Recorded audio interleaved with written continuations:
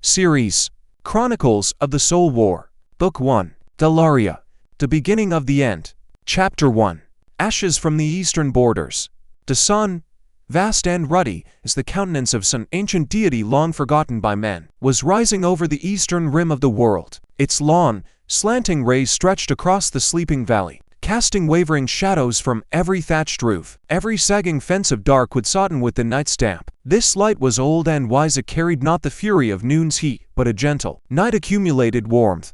It warmed the stones that lay at the foundations of the houses and were piled into low walls, stones on whose surfaces memory was etched in veins, memory of 1,000 years gone by, of joys and sorrows, of love and hatred that had once burned hotter than the sun and were now mere ash, crumbled with the bones and names of those who had felt them. It gilded the damp, lush grass on the hill slopes, and every dewdrop hanging on a blade of grass shone within it, glistening like some wondrous pearl from the legendary treasuries of the western lands, spoken of now only by wandering bards beside a warming fire. Slowly, almost reluctantly, the warmth reached the mossy, time and weather-blackened logs of the houses. From these walls, tightly fitted by the hands of long-dead carpenters, came a scent of cellar damp, yesterday's hearth smoke, and an age-old peace. A peace that was heavy, deep, and sweeter than any troubled dream of glory, for it was real. From the height of a bird's flight, accessible only to the kite circling aloft on their stiff, motionless wings,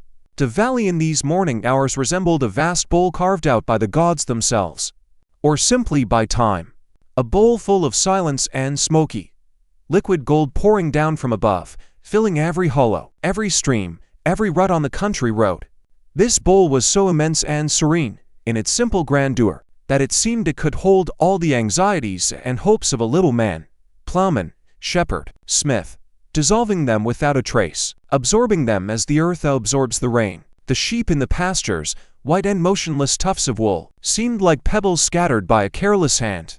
But if one could draw closer, one would see their sides, covered in coarse, matted fleece, rising and falling with a steady breath, and their jaws, chewing ceaselessly, slowly and submissively grinding the withered autumn grass. In this simple, ancient act, in this monotonous motion, in that dull, serene submission to fate, lay the whole endless, calm, and cruel truth of the life that went on here day after day, century after century. Sparse wisps of smoke rose from the low stone chimneys toward the sky. They were straight, almost unshaken pillars in the morning chill, pale gray against the pinkening heavens. It seemed each such pillar was a slender, unbreakable thread connecting sky and earth. A prayer offered up to indifferent, long-averted gods. A prayer not for miracles or glory, but for the simple, essential things. Warmth in the hearth, bread on the table, another day like yesterday. And over all this, over the bowl of the valley, over the chewing sheet, over the straight pillars of smoke, reigned silence. Not the dead, tomb-like silence of abandoned places, but a living, saturated, breathing silence. In it, one could hear the breath of the still slumbering earth warmed by the sun, sense the presence of ripening grain in distant fields, heavy with years, and discern the slow, unhurried, inexorable flow of the river at the valley's end. That river had carried its turbid waters through the centuries, and its waters remember everything. The gleam of the shining armor of legions marching along its banks, the creak of the heavy chariots of rulers long since vanished, whose names were now but whispers in the reeds and signs worn away on forgotten border stones. This was a place where every stone in the stream, every boulder at the forest's edge could tell its own long story. The stone at the ford remembered the touch of horses' hooves and boots, the warm stream of water muddied by blood after a skirmish. The stone in a house's foundation remembered the weight it bore and the voices that had sounded above it, that they kept their silence. For time here flowed to a different measure, not in swift, bloody jerks of history, but slowly, inexorably, like water seeping from a crack in a cliff, drop by drop, year by year. The day was just beginning, and ahead lay an eternity of just such a day. And that eternity smelled of dung warmed by the sun, the smoke of oak logs, and the pungent, dense aroma of baked rye bread. Simple, honest, rough smells. They promised neither miracles nor sudden terrors, save for those that man was always capable of creating with his own hands in a drunken brawl, a dispute over a boundary, or a fit of black, hopeless melancholy on a long, cold night. The wind itself, the eternal wanderer, was already roaming the warming valley and whispering of days long since sunk into oblivion, of days when legions marched along roads now overgrown with thorny weeds, and spurge under the sign of a single empire, and the disciplined ring of their step made the earth vibrate, when in the sky, especially at sunset, there would sometimes flash, like strange birds, the elegant and menacing shadows of fair ships, departing into the crimson distance. Now, of that greatness, of that united might and proud beauty, no trace remained visible to the eye, only a quiet, indistinct whisper in the foliage and the stones underfoot. The far bank was forgotten, as one forgets an old, useless thing, and in this forgottenness lay its own bitter freedom and its own comfort, sweet as fermented sap and dangerous, for it relaxes the soul and teaches one not to keep a sword at the ready. They lived on the edge of the civilized world, and this edge was their fortress and their prison, their home and their eternal confinement. And this thought sat in them like a splinter they tried not to disturb, and as the sun rose higher, flooding the valley with light, it seemed it would always be so, as long as the mountains stood and the rivers flowed, as long as grain was born and the laughter of children sounded. This corner forgotten by gods and empire would preserve its fragile, precious peace. But this as long as hung in the air like a shimmering haze, and every man trudging behind a plough felt it on his bent back, from the yawning black maw of the smithy, which stood on the single street like the last bastion of human craft at the edge of the world, flowed a low, gut-deep hum, as if the earth itself were conducting a leisurely conversation with iron. And in this dialogue was born not only steel, but also fate. This was not just the clang of metal on metal, it was an ancient rhythm, the heartbeat of a village lost among hills and endless pastures, the voice of fire and steel, passed down here since the days of the first settlers who came to these lands, under the banners of long-lost times, and every blow was an echo of the footsteps of those giants. In the forge of that stone belly, where flame devoured dry wormwood and charcoal, thousands of crimson stars were born and die, like the souls of ancient warriors who had once fallen on battlefields.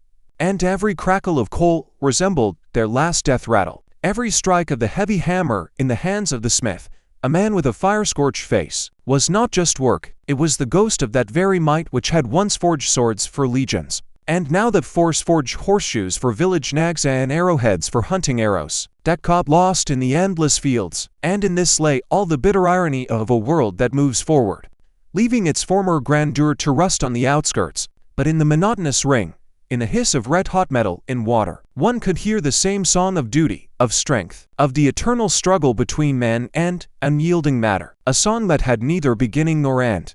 A song heard and understood better in the far bank than the speeches of distant capitals, for words are deceitful, but iron is not, it either yields or breaks. And in this simplicity lay the whole inescapable truth of their existence. At the center of this reverent chaos, where the air trembled with heat and hummed like a hive ready to spew forth a swarm of bees, stood Agrim, like the smith god from the heroic sagas composed in these valleys even before the legions came, the hammer in his sinewy hands, webbed with burns and the scars of many winters, where each mark was a story, a tale of a misplaced blow or a stray, white-hot fragment, was not merely a tool, it was an extension of his unbending will, an instrument of labor and an instrument of fate, heavy as guilt and precise as a verdict. The smith's back and mighty shoulders, descendant of those who had come from the western plains many generations past, gleamed with sweat, streaming in murky, salty rivulets down muscles tensed and swollen with effort, leaving dark trails on trousers steeped in soot.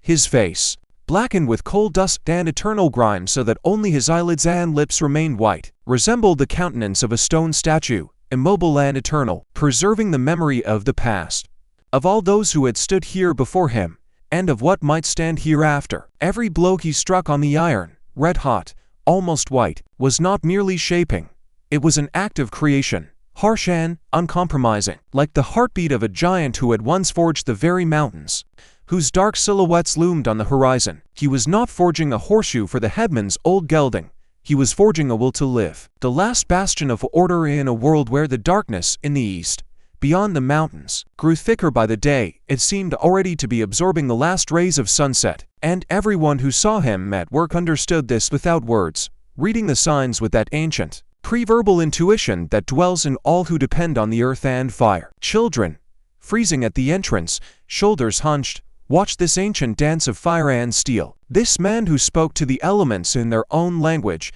the language of hisses and thunder. Women passing by with baskets of laundry heavy with damp linen felt this rhythm not with their ears, but with their skin, sensing it deep within. In their bones it was more reliable than any wall of stone. In this din, in this monotonous, heartbeat-like drone was the guarantee of their peaceful morning, their ripening grain in the fields, and the serene sleep of their children, in cradles sewn from old sacking. As long as Agrim's hammer beat out its steady, implacable tread, as long as crimson stars were born and died with a crackle in the forge, the world, their fragile and forgotten world, stood unshakable, buttressed like a rock against the anvil of his will, not far off, by the old mill whose ancient, rain-blackened timbers held the memory of the first settlers, of their hands that had hewn these pines, the wheel with a measured solemnity befitting ancient, silent rituals splashed in the waters of a sluggish stream whose name had been forgotten. Before anyone could write it down, it turned with an unflappable, almost sleepy constancy, as if time itself,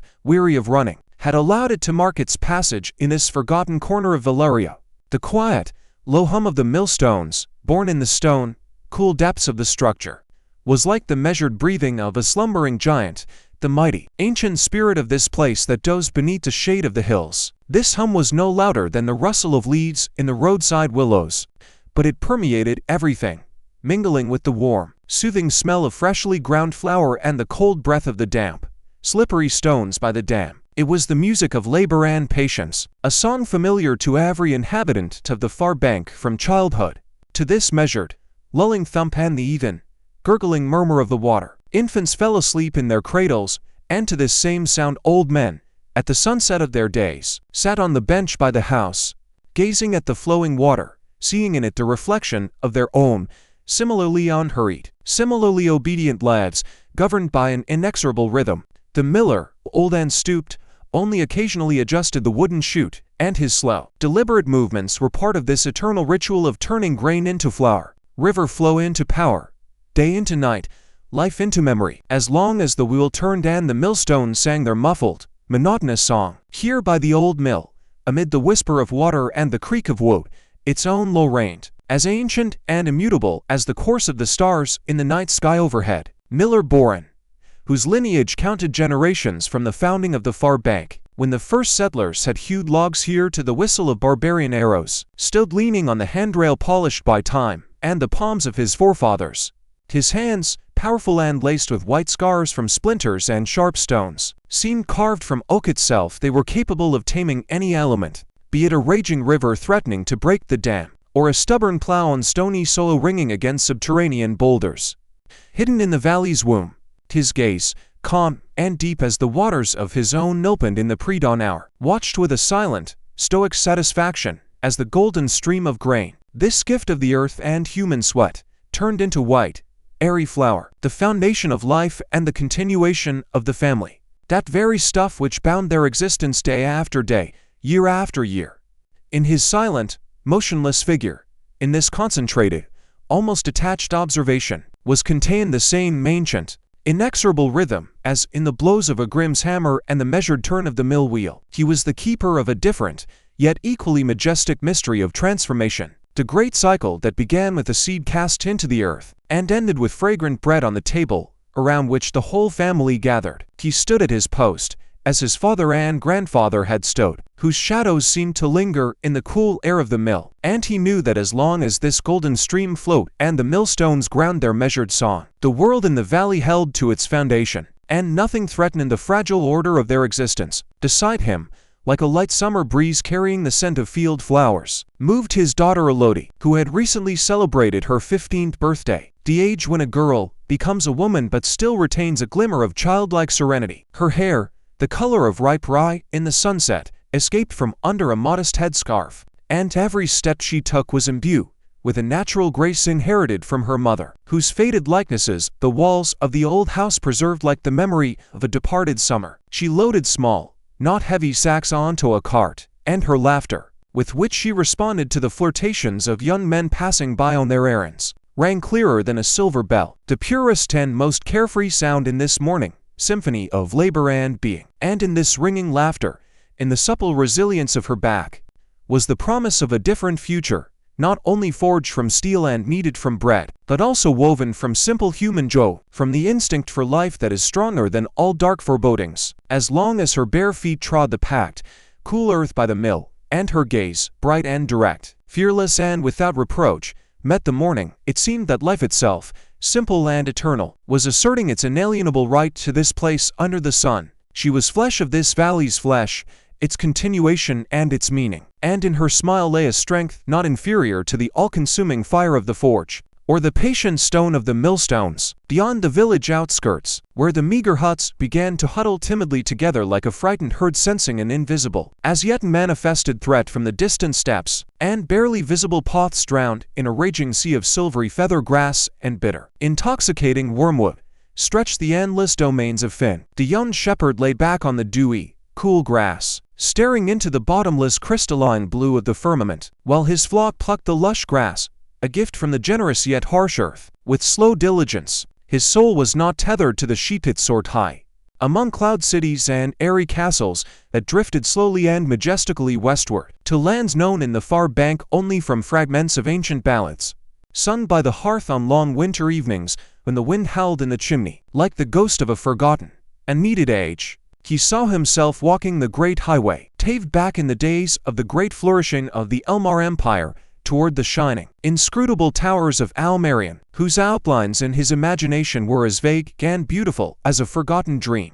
from a previous life, like an echo of former grandeur carrying across the thickness of centuries and fading with each new generation. And in these dreams, as clear and distant as those clouds, there was neither fear of what approached nor yearning for the comfort of the home hearth. In them was only an aching, sweet longing for the road calling beyond the horizon, to where familiar pastures and legends began, written on dusty scrolls in old men's closets. At the tavern The Last Halt, which stood on the very edge of the inhabited world like the final outpost of humanity, facing the merciless, silent steppe that breathed emptiness, there reigned its own particular, almost tangible atmosphere of eternity. The tavern keeper's son, Finn's friend, with a focus and seriousness beyond his years, was helping his mother, the widow Lyra, whose face, like old parchment, bore traces of former dusky beauty and many silent losses, pour spitten into rough clay jugs.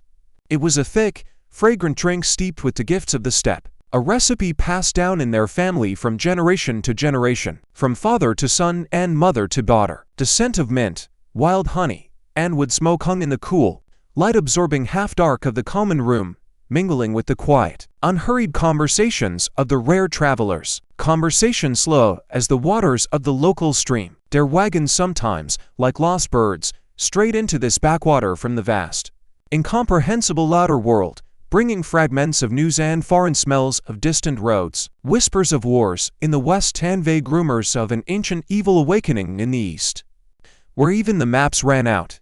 And here, in this low-ceilinged room blackened by the smoke of many years, where clay jugs stood on shelves crafted by Lyra's grandfather, all these anxious rumors, like the cries of birds of prey, seemed to settle and lose their sharp, cutting edge, dissolving into the thick, sweetish air and the slow, viscous speech.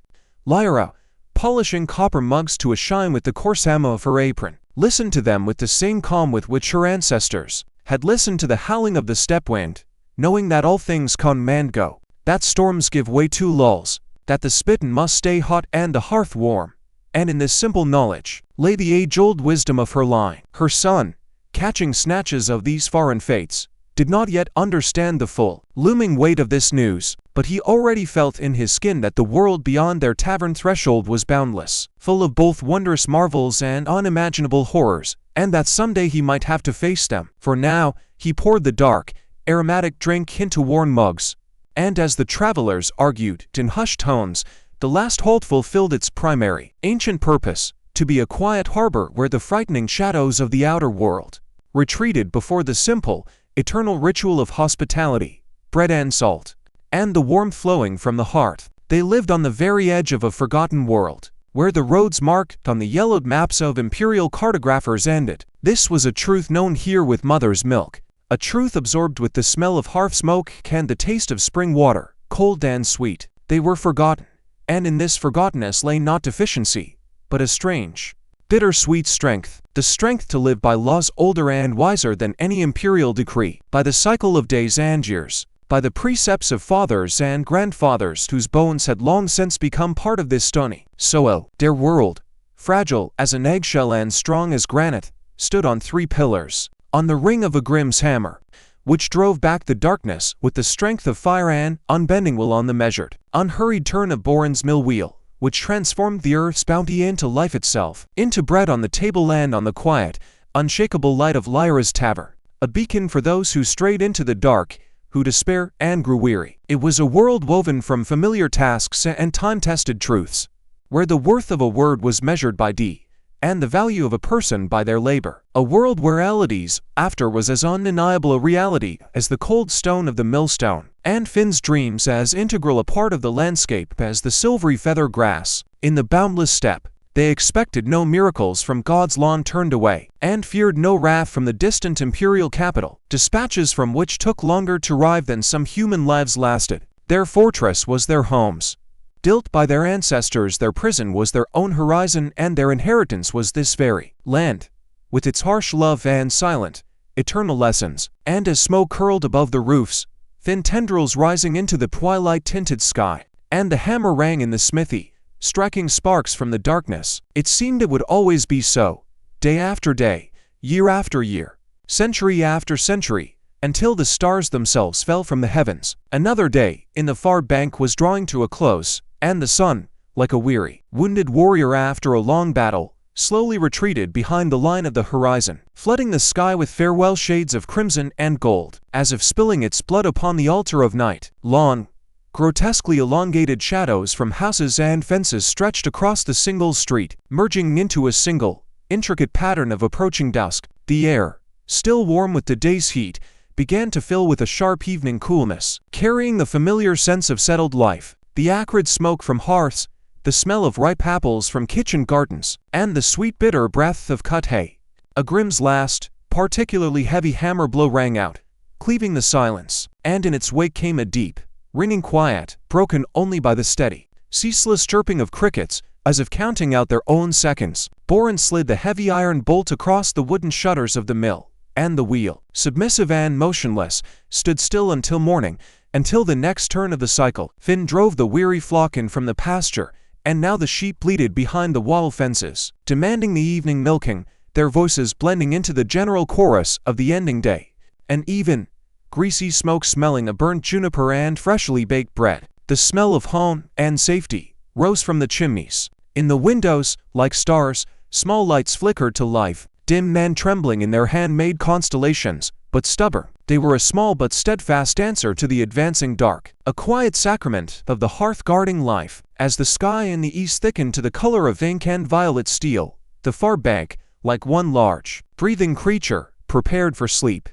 The inhabitants made their way home with weary steps, completing the day's tasks. By the well, where life had bustled in the morning, a deep silence now reigned, broken only by the measured, creaking complaint of the crank as someone who had lingered at their work drew water. Women, having finished their chores, exchanged unhurried, terse phrases, discussing minor village news, whose cow had calved, who had made a particularly good batch of step-cherry jam. Their calm, tired voices blended with the general, swelling murmur of the dying day, with the lowing of cattle, the last chirping of birds. The men, returning from the fields and pastures, moved in small, silent groups toward the last halt, drawn as to a spring in the heat. Their conversations were as measured and substantial as their tired, rolling gait. They spoke of the harvest, of whether it was time to start preparing the carts to haul grain, of how the herd on the eastern pastures had been restless lately. "The wind from the east is strange today," remarked one of the old-timers, pausing and sniffing the air, like an animal catching a distant scent of smoke. "Smells of burning. A foreign smoke, not ours." "Probably the Centaurs burning the dry grass on the steppe again," waved off his younger companion. "We've seen worse." No one paid these words much heed. No one peered more intently into the gathering dusk to the east. Life in the far bank flowed, in its once and for all established, unhurried circle, and rare troubling signs, like ripples from a stone dropped in water, usually dissolved in the calm, deep waters of daily routine, in the certainty that tomorrow would be like today. They ducked under the low, smoke-blackened lintel of the tavern, worn smooth by the shoulders of countless generations, where the warm, quivering light of the hearth and the thick, honey-like smell of spittin', redolent of smoke and steppe herbs, already awaited them. The talk immediately turned to practical matters, the steady price of wool this season, the merits of the headman's new stallion, his powerful legs and restless spirit. The remark about the smoke, ominous and unclear, remained hanging in the cool, fresh evening air, alone and unheeded, like a death rattle on a distant, unknown battlefield. It mixed with the familiar smell of dust and cut grass as slowly, leisurely, dissipated in the thickening, velvety douse. Ahead lay a long evening of peace, and all anxieties, it seemed to these tired people, could wait until morning. But this was the very night when their world, their small, inhabited world, snapped into with a dry crack, like a dry branch under a cartwheel. The night about which songs would later be composed, if anyone remained to do so, full of blind grief and mute rage, and which the old men, if they lived, would recall, shaking their gray heads in wordless, inconsolable sorrow. But for now, it was simply a night, one of many, dark and quiet. The last carefree laugh died away in the miller's house, where Aloud, smiling, helped her younger brother Miko set coarse clay bowls on the rough wooden table for the evening meal for their father and older brothers. In the smithy, Agrim, having put away his polished tools, was damping the forge, and the last crimson, pagan reflections on the sooty walls slowly die, surrendering to the advancing, implacable dark. Finn, lying in the fragrant hayloft, still saw before his closed eyes not the black curtain of night, but the shining, unattainable towers of Almerion, the city of his dreams. In the tavern, Lyra, weary, was counting the copper coins of the day's takings, while her son, yawning, washed the sticky mugs, dreaming of tomorrow's fishing trip with his friend in a quiet backwater. Each was immersed in their own small, isolated world, their personal universe bounded by the walls of home and the horizon of familiar tasks. And at that very moment, the silence beyond the village outskirts suddenly changed its nature. The familiar, monotonous chirping of the crickets ceased all at once, as if on an invisible command, leaving behind a ringing, unnatural void. The dogs, dozing peacefully on the thresholds, suddenly raised their heads, hackles bristling. Ears pricked from their throats came not barks, but short, frightened howls. There was no longer any need to listen intently, hunching shoulders, for that distant, barely perceptible howling heard half an hour ago, like a whisper at the edge of consciousness. Now it swelled, rolling across the steppe, transforming into a multivoiced, piercing, animal roar. It came not from one direction, but from the entire eastern steppe, as if the ancient, wild darkness itself had spoken with 1,000 throats, announcing the end of all that was. Agrim was the first to rush into the street, still holding the dirty rag for the coals in his mighty hand. He looked east, and his weathered face, accustomed to anything, usually immobile as a mask, contorted in a grimace of primal disbelief and cold horror. The sky on the horizon was not black, but crimson, like old, clotted blood on iron. And this light, not the warm, cozy light of sunset or dawn, but a cold, pulsing, poisonous glow, was creeping toward them, devouring star after star, erasing the old constellations from the firmament. And then the first bell rang, a single, piercing, soul-rending strike of the alarm from the bell tower of the old, half-abandoned chapel. Then a second, a third, merging into a continuous, frantic, maddened pealing that called not to morning prayer, but to a last, desperate battle. Doors began to fly open with a dry crack. Stifled cries were heard, the frightened, piercing wail of a child. The accustomed, age-old peace was shattered to pieces, like a clay pot falling from a shelf. And in its place something new was born. Swift, fiery, and merciless. The last peaceful evening in the far bank had come to an end. A short, high-pitched shriek, cut off at its peak, rang out. A solitary cry, full of pure, uncomprehending terror from the very edge of the village, drowned in the swelling, tide-like roar of dozens of feet and paws, and the next instant, utterly swept away, consumed by it. The darkness came alive. At first, they were only shadows, sliding in the deceptive, silvery light of the rising, indifferent moon, huge, unnaturally large, distorted silhouettes moving with terrifying, predatory grace. Then details emerge, chilling the blood, powerful, rippling bodies covered in thick, matted for the color of ash and clotted blood, eyes burning with a yellow, phosphorescent, unblinking fire of hellish voice and curved fangs, as long as a grown man's finger, glistening with a wet, hungry gleam. Wargs. They advanced like a slow, thick tide of living, breathing darkness, deliberate and inexorable as death itself. Their howling, ringing and heavy, was more terrible than any wild war cry. Yellow, slanted eyes devoid of all thought save primal hunger and blind destruction slid over the sleeping, defenseless houses, seeking the slightest movement, the warmth of living flesh. The air, so recently filled with the smell of bread and smoke, suddenly filled with their bestial stench, a suffocating mix of wet, matted fur, stale old blood, and an ancient, icy malice that smelled of grave cold. The first of them, the largest, whose mane was covered with the gray, healed scars of past hunts, lifted his wolven muzzle to the pale, indifferent moon. From his gaping maw, studded with dagger fangs, erupted a drawn-out, soul-freezing howl containing neither malice nor rage, only a cold, indifferent announcement of nearby, plentiful prey. And this solitary howl was immediately taken up, multiplied, and twisted by the whole pack, filling the night with a nightmarish, deafening symphony that curdled the blood and paralyzed the mind. The night silence was dead, trampled, annihilated. Its place was wholly taken by terror, pure and palpable. On the backs of these gigantic, muscular beasts sat their riders, orcs.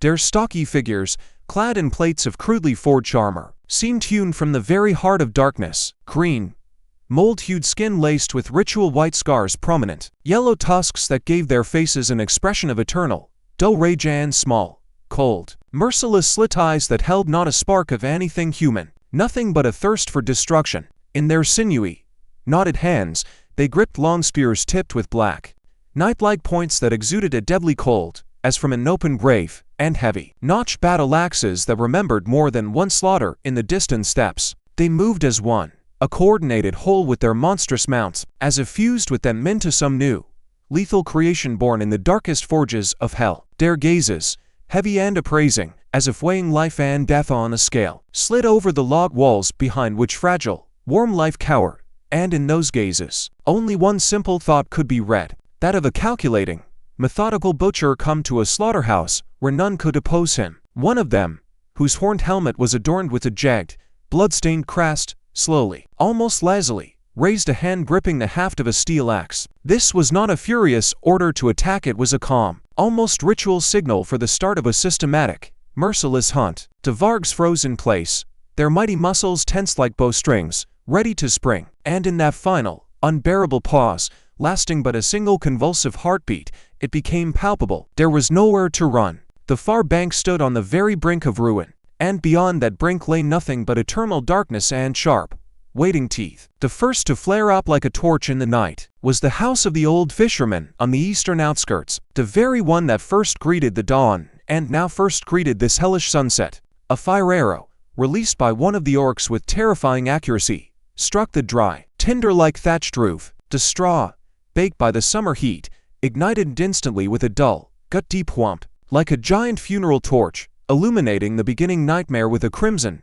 dancing light. The flames, greedy and furious, began to devour the log walls, casting the ugly, leaping shadows of Wargs and their riders onto the earth, turning night into day, but a day of the world's end. The chaos, held back until this moment by the iron will of the invaders, broke free with such force it seemed an ancient dam, holding back an ocean of primordial, blind madness, had burst. This was not just the panic of frightened people, it was a rupture in the very fabric of reality, the sudden and complete collapse of all familiar, cozy order, all laws and foundations, the deafening roar of a world breaking apart, the crackle of burning wood, and the first death shriek seemed to shatter invisible, binding shackles from throats and souls, as if the final dam, holding back an ocean of primordial madness, had collapsed in an instant, carrying away the last remnants of hope. A solitary, cut-short cry of terror from the eastern outskirts, piercing and brief like a signal shot, unleashed every voice. There was no more silence, it was torn to shreds, trampled, destroyed. The roar of the hungry Wargs, finally unleashed, merged with the guttural, triumphant cries of the orcs, the crackle and roar of fire-devoured wood, the ringing smash of windows, and the desperate, maddened screams of people running from burning houses straight into the waiting claws and maws of monsters. The air, so recently still and clean, smelling of night coolness and field flowers, grew thick and acrid, as if exhaled from the very belly of the underworld. It filled with the suffocating reek of burning, fine limestone dust from crumbling walls, fresh, coppery blood, and something wild, bestial, sweaty. The night, which had promised rest and deep sleep, transformed into a giant, mad funeral pyre, at the foot of which the last, desperate, and already nearly hopeless battle was unfolding. The far bank ceased to be a home, a haven, a fortress. It became a battlefield, a trap, and a mass grave. The flame from the eastern outskirts, like a living, malicious spirit, began leaping from roof to roof, carried by sudden, mocking gusts of wind that seemed to fin this place, this world's cornerstone fire, with special care. Tons of flame, scarlet and yellow, licked at the dark, indifferent sky, casting a mad, dancing, ever-changing pattern of gigantic, ugly shadows onto the earth and the walls of houses not yet touched. The shadows of the Wargs distorted, stretched, and shrank, turning into caricatured, horned giants, while the shadows of people flitted like helpless, scurrying flies in this hell. Through this deafening, all-consuming chaos, other, more terrible, personal sounds broke through. A short cry cut off mid-word, as a shadow on a house wall suddenly vanished, swallowed by another, larger, clawed one. A dull, wet thud of blunt iron against living flesh, making the very earth seem to rattle. The muffled, faithful bark of a guard dog, immediately replaced by a death squeal and then a sudden, yawning silence. These were the sounds of the very end, the sounds of a life, nurtured and cherished for long years, being snuffed out in an instant, like a candle blown out by an icy draft from the east. This was not a fight, not an honest battle, it was a spilled, unstoppable flood sweeping away everything in its path, without distinguishing right from wrong. The chaos had taken its clear, honed, cruel forms. The smell of burning, acrid and stifling, instantly filled every space, seeping into clothing, hair, lungs, mixing with the sweetish, nauseating stench of burning wool and flesh. Livestock, maddened by fear, lowed, whinnied, and bleated, trying to break free from blazing pens, adding their own voices, full of terror and incomprehension, to the symphony of destruction. The ground underfoot trembled as if feverish from the heavy, clawed tread of Wargs and the panicked, chaotic running of people. In the gaps between smoke and flame, like frames from the worst nightmare, individual scenes flashed. An orc dragging an old woman off a porch, her dry fingers clutching the doorframe, two children frozen in the middle of the street, in shock, as a Vart with a bloodied muzzle roared past them, a mother shielding a woven cradle with her body, while a stocky shadow loomed over her, a heavy axe raised high. This was not just a raid, not a plundering foray, it was a methodical, furious, total obliteration of an entire world, an entire way of life, unfolding at a terrifying, inhuman speed. Every moment, the chaos consumed the far bank, consumed its soul, its essence, and with every sheaf of straw that flew skyward in a blinding shower of sparks, with every new cry suddenly choked into a gurgle, it became physically clear that there was no way back. The old far bank, with its quiet evenings and smell of fresh bread, died that night, burned alive. And here, something new, alien, and terrible was being born. A vast ash heap soaked in blood and despair, where Elodie's laughter would never sound again. Through the din and howling, a new, strangely ordered sound broke through, heavy, methodical, furious ringing. Not the panicked, disordered alarm, but steady, full of rage and despair blows of hammer on steel. Agrim was not running or hiding. He stood like a rock in the wide-open gates of his smithy, illuminated by the glow of the alien, all-consuming fire, and drove the steel of his hammer into the throat of the first Varg to dare approach him. He was a solitary, final crag against which the wave of this steel, living tide broke with a roar, and every swing of his hammer was a silent oath, a tribute to the memory of thousands of calm days and nights forged in this place over long years.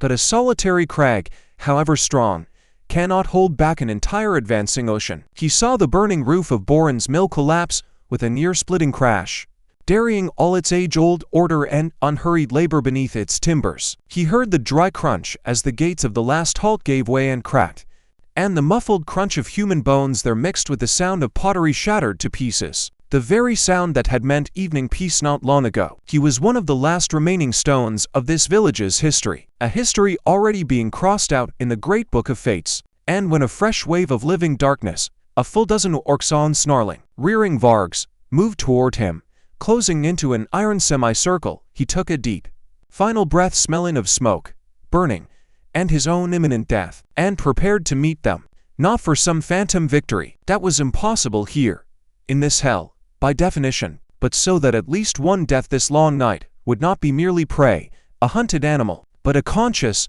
furious fight to the end.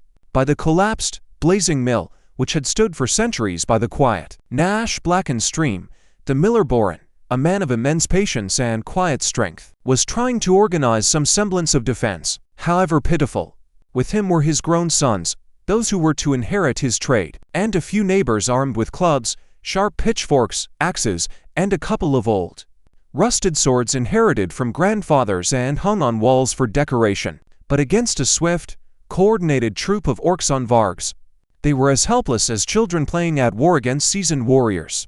A gigantic grey wolf, leaping over a low wattle fence with the ease and grace of a big cat, sank its dagger fangs into Boren's bony shoulder. The crack of the breaking collarbone sounded deafeningly loud, distinct as a hammer blow on an anvil. The old miller cried out, less from pain than from shock and outrage, and scarlet hot blood gushed onto his dusty, simple shirt. Before any of his sons could lunge to help him, one of the orc riders, thundering past on his hideous, scarred mount, drove along, black spear into Boren's back almost without aiming, pinning him in place. The miller's eyes, full of profound bewilderment and great pain, glazed over, staring at the sky ablaze with fire and madness, the same sky had seen every morning.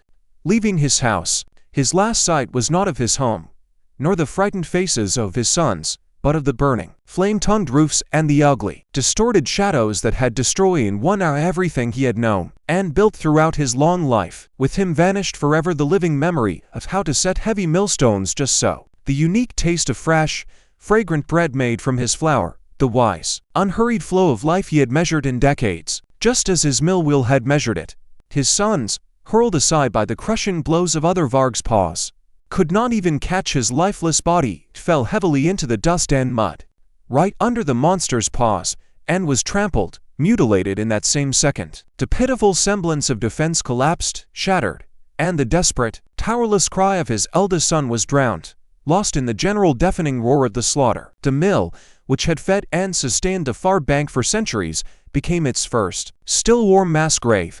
Aloud, who had run from the burning house in just her nightgown, her ripe hair loose, saw a stocky orc, dismounted, grabbing her younger brother, little Miko. The bow was screaming desperately, childishly, clutching the familiar, charred doorframe with both small hands. Let him go. With a cry that held all her desperate, sisterly love and the fury of a cornered animal, she threw herself at the abductor, plunging a short kitchen knife, the very one that had sliced bread for supper not long ago, into his muscular, green arm. The orc, more surprised by the audacity than the wound, jerked sharply, wrenching the knife from the girl's weak hands, and with a backhand swipe of his iron, steel-clad gauntlet, stunned her. She fell to the ground like a scythe stalk, and the last thing she saw before a black, warm darkness swallowed her consciousness was her brother's face, twisted in a grimace of terror, streaked with tears, being carried away like a trophy into the bloody, impenetrable night. Her thin white gown was instantly soaked with cold mud and sticky, alien blood. The light summer breeze that had gently played with her golden hair just hours ago now carried only acrid smoke and the hoarse, triumphant cries of the invaders. That pure, carefree laughter that had recently rung clearer than a silver bell was ripped out by the roots. From this world, strangled in its cradle, she lay lifeless, small and fragile, until someone's alien, powerful hand grabbed her by her clothes and dragged her like a sack across the bloody, trampled earth. She and her brother, the last heir of the old craftsman's line, were being taken into the unknown, into slavery or death, erasing their fates as one wipes dust from a shelf. Boren's house, which had stood by the river for so many years, fell in a night, leaving nothing but ash and the memory of a last cry. On the distant outskirts, where the huts stood sparser and were already nearly burned out, the young shepherd Finn, whose thoughts had so recently soared among the clouds, was now desperately, with mad strength, fending off 2 hungry Vargs with his simple boar spear. His loyal dogs, usually so obedient and calm, threw themselves at the monsters with a fury worthy of a better fate, sinking teeth into their thick hides, but the beasts, paying no heed to their puny bites, simply knocked them down with blows from their mighty, log-like paws and slit their throats with the neck's precise motion. One after another, his four-legged friends, with whom had shared bread and sleep, fell to the disturbed earth, uttering short, dying gurgles, drenching it with their warm blood. Finn, maddened by fear, screamed and struck one of the Wargs a desperate blow with his spear, but the blunt point merely slid off the thick, carpet-like fur, doing no harm. In response, the giant wolf leaped, knocking the youth down like an empty basket, and a heavy, filthy paw pressed his chest to the earth, stealing his breath and any hope of survival. Air escaped his young lungs with a rasp like torn bellows. The dying, mournful howl of his last dog merged with the swelling, deafening roar in his ears. He lay pinned to the earth he had known and loved since childhood, seeing above him only the crimson, smoke-filled, alien sky, in which not a single familiar star remained, no shining, beckoning towers of Almarian, no cloud cities, only a huge, fang mud-dripping hot, stinking saliva onto his sweat and filth-streaked face, and a close yellow, soulless, snake-like eye in which there was no room for his dreams, his regrets, nor life itself. The great highway, paved back in the days of Almar, remained forever an unattainable, stupid fairy tale, a mockery. His great journey ended without ever beginning, here in the dust and blood, on the very edge of a perishing, fire-choked world. In the last halt, in its cool stone cellar, the widow Lyra, her face pale and gaunt beneath an icy, almost unnatural mask of calm, tried to hide and soothe half a dozen children terrified out of their wits. Among them her own trembling son. She had just managed, with difficulty, to slam the heavy oak door when a deafening, dry blow sounded from outside, and the massive, age-old planks splintered inward, showering everyone with sharp, knife-like splinters and dust. On the threshold, bathed in the bloody crimson light of the village burning behind him, stood a huge, stocky orc, his green, scarred face twisted in a cruel, satisfied smile that bared yellow tusks. He stepped slowly, proprietorially, inside. His small, piggish eyes slid over the frightened, hushed children and settled on Lyra, boring into her.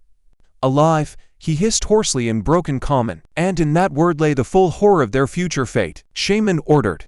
Alive, the last bastion, the last illusion, had crumbled. There was no more last halt, no quiet, saving harbor where the shadows of the outer world retreated. There was only the acrid, eye-stinging smoke drifting in from the street, the heavy, snorting breath of the orc, and the paralyzing, silent terror in the wide-open eyes of the children she had sworn to protect to the end. Just a minute ago, her own fate, the fate of her only son and all who had sought refuge under this old, hospitable roof, was decided in an instant by that one word, and in her silent, full of mute, all-shattering hatred gaze, which she fixed unblinkingly on the invader, burned a rage not only for herself, but for all the broken, trampled lives, for the entire destroyed, fragile piece of the far bank, for every corner of this place she had called home. When the cup of despair seemed already filled to the brim, when there was nothing left for reason to cling to, and hope itself was dead and buried beneath the rubble, as the darkness prepared to swallow this last shred of light forever, a new, unfamiliar sound came from the south,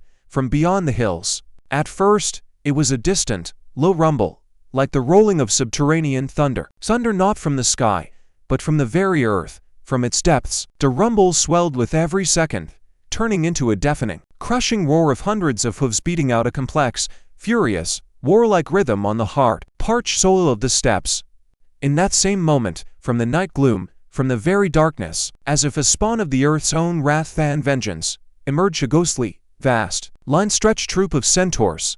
There were at least 50 of them, and it seemed the steppe itself had come into motion, crashing down upon the defilers. The powerful, sun-bronzed torsos of their finest archers and spearmen, fused into one with the muscular bodies of the strongest steeds, formed a perfect, nature-forged war machine. Long, hand-polished spears adorned with steppe beagle feathers were leveled forward like the quills of a giant porcupine, and the strings of their taut, composite bows sang their thin, ominous song of inevitable death. Their leader, an old warrior with a gray mane braided in intricate ritual plaits and a face laced with the scars of countless battles, like a map of his long life, raised his heavy spear. His voice, like the rumble of an earth tremor, thundered over the battlefield, momentarily drowning out the din of battle. For the steppe, for the air we breathe, no orc shall defile this earth while we draw breath. This roar was not merely a battle cry. It was a complete and final negation of everything the orcs brought with them. Darkness, slavery, obliteration. It was the embodiment of the wild freedom of the boundless expanse, the fury of grass burned by alien fire, the deep wrath of the very wind that refused to carry this alien, poisonous smoke on its wings. And this roar was heard by all. The orc standing over Lyra spun around sharply. Is cruel, smug smile replaced by a grimace of pure astonishment and alarm. The thunder of hooves overwhelmed, consumed all other sounds of battle, becoming the sole, all-encompassing music of this moment, a music of blind rage and fragile, ashborn hope. The battle flared anew with unprecedented force. This was no longer a massacre, but a collision of two alien elements, the mobile, crushing cavalry of orcs on Wargs, and the equally swift, yet incomparably more maneuverable and disciplined cavalry of Centaurs, born for war on the open plain. The Centaurs, using their innate ability to shoot at a full, furious gallop, unleashed upon the confused foe a true downpour, a hurricane of arrows. Each arrow seemed possessed of its own will, finding its target. The narrow gap between an orc's armor plates, the unprotected neck of a Varg, the yellow eyes of a monster. The orcs tried to reply with their own crooked shafts, but the Centaurs were faster, more precise, and relentless. It was as if the soul of the steppe itself loosed those arrows, endowing them with deadly, unerring accuracy. The Vargs, who just moments ago had inspired animal terror, began to thrash, thrown off by this new, unfamiliar threat, and their riders lost control, raging but helplessly trying to shield themselves from the inexorable steel hail. And in this decisive moment, the old chieftain, without slackening his furious pace, lowered his long spear. It became the tip of a giant, flawless wedge that, with all its mass multiplied by monstrous speed, smashed into the disordered, wavering Orcish ranks. A deafening clash of shattering armor, the sickening crunch of breaking bones, roars of fury and hoarse pain filled the air. The discipline and cold fury of the Centaurs methodically ground down the chaotic, bestial savagery of the invaders. Varg snarled and lunged at the new opponents, but the steel points of the Centaurs' long spears met them mid-leap, denying them close quarters. Curling the bloodied carcasses back, the air filled with new, unfamiliar sounds, the fierce, guttural battle cries of the Centaurs, the death shrieks of Vargs, the repulsive crunch of bone and the clean ring of cloven steel.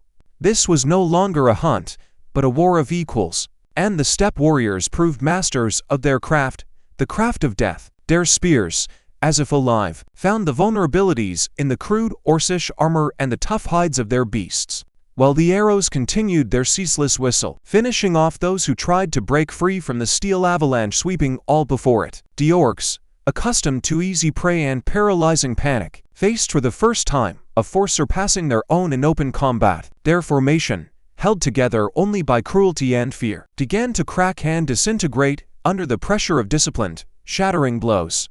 The Vargs, those giant wolves, now milled about in confusion, colliding with a deadly wall of spears, and their riders, stunned by the sudden turn of the battle, chopped desperately, hopelessly, with heavy axes, trying to fend off warriors who were faster, stronger, and, most importantly, fighting for every scrap of this steppe.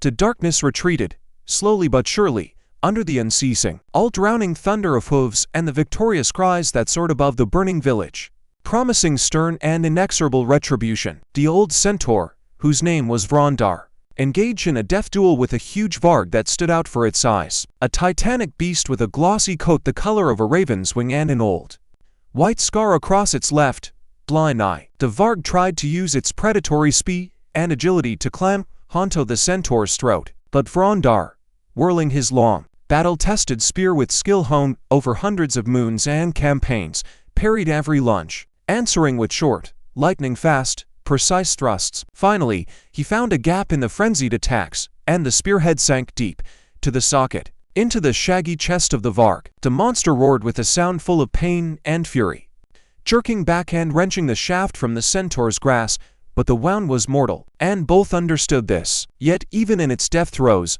bleeding black blood, the Varg gathered its last strength and attempted one final, desperate leap to drag its victor into oblivion. This last lunge was desperate, blind, dictated by the pure, unquenchable hatred that remained in the beast even after death. But Vrondar, ancient as the hills themselves, was ready. He did not dodge or retreat.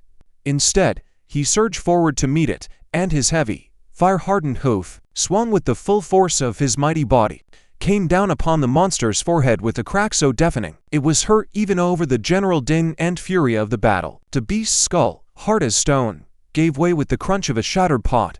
The Varg crashed to the ground, sending up a billowing cloud of dust and blood, and fell still forever. Vrondar stood over the vanquished foe, breathing heavily and hoarsely, his mighty flank heaving with exertion. He uttered no victory cry, raised no weapon to the sky. He merely looked at the huge, still twitching body, and in his dark, deep eyes there was no triumph, only the cold, joyless satisfaction of an old hunter who had fulfilled his harsh duty to the steppe. That was his mother and father. Agrim had joined the Centaurs' battle line. Behind him, he'd gathered a pitiful handful of survivors. The tavern keeper's son with an unnaturally twisted, broken arm, who had only escaped the Orcs' clutches thanks to his mother pushing him away, and to bloodied shepherds.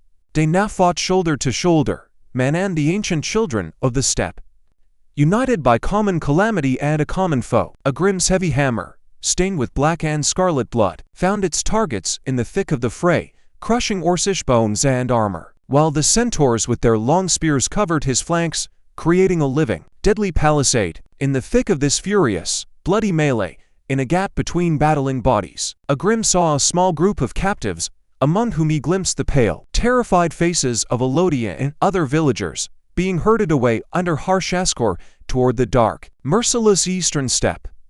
His heart clenched with an acute, physical pain and a helpless, all-shattering rage more bitter than any he had known. He made a sudden, unconscious movement, his whole body straining to give chase, but a heavy, stone-like hand, Vrondar's, came to rest on his sweat and blood-soaked shoulder, holding him in place. "Not now, son of iron." The Centaur's voice was hoarse with weariness, but firm as bedrock. "First we hold what can still be held. Your solitary death out there, in the steppe, will not help them." And Agrim, grinding his teeth until they creaked, brought his hammer down upon the nearest snarling orc with new, blind, desperate force. Every blow now was for him not merely a defense of the threshold of a home that no longer existed, but a silent, terrible oath, an oath that he would find them, that he would follow that bloody trail, even if he had to walk through all 9 circles of the eastern hell and back. He forged that oath in the fire of the last battle and tempered it in his own blood and fury, and it became stronger than any steel that had ever emerged from his forge. The battle raged for several more, seemingly long, bloody hours, until the first smoke-lost crows of the roosters, when the eastern sky finally began to lighten, coloring in pale, mournful, joyless hues. The last of the orcs, unable to break the furious, desperate resistance of the Centaurs, faltered and began to retreat. They withdrew back into their steppe, taking with them a handful of surviving, lame Vargs and, 1,000 times more terrible, taking their captives, those they had not managed to kill, whose lives had now become bargaining chips.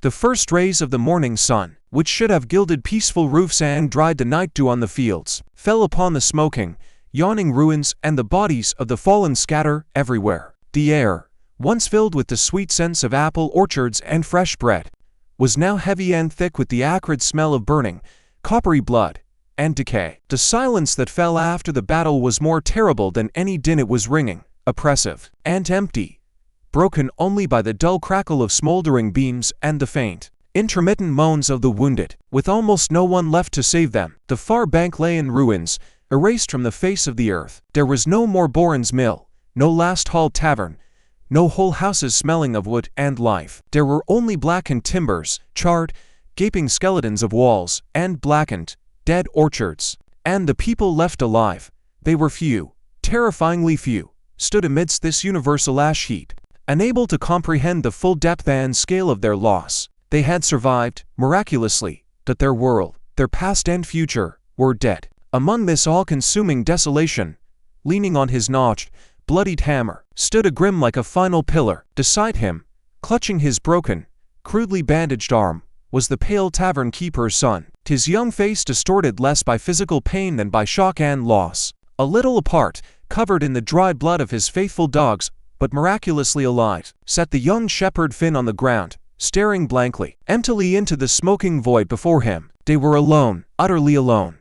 Everything they had known, loved, and cherished was destroyed, turned to ash. And in this oppressive, dead silence, broken only by the crackling of embers, there came a measured, firm, inexorable tread. Old Vrondar, his mighty side gashed with a fresh, oozing scar, his luxuriant mane matted and caked with dry blood, slowly approached them. His wise, soul-weary eyes swept over the survivors, the smith, the frightened boy, and the youth whose beautiful dreams had been burned to cinders in a single might. They have left, but they will return.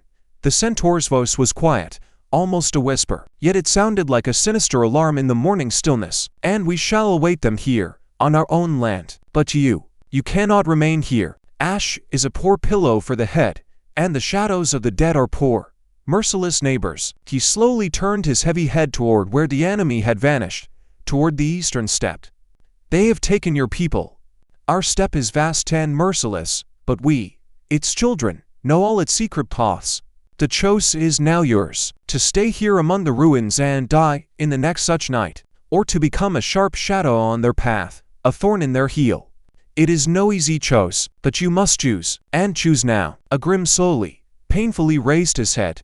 Every movement echoed with pain in his wounded body, but that physical pain was nothing compared to the deep, aching wound gaping in his heart. He looked at the smoking, still warm ruins, at the blackened bodies of his dead friends and neighbors, then slowly, as if turning a heavy millstone, shifted his gaze eastward, to where the abductors had vanished into the morning haze with his last hope.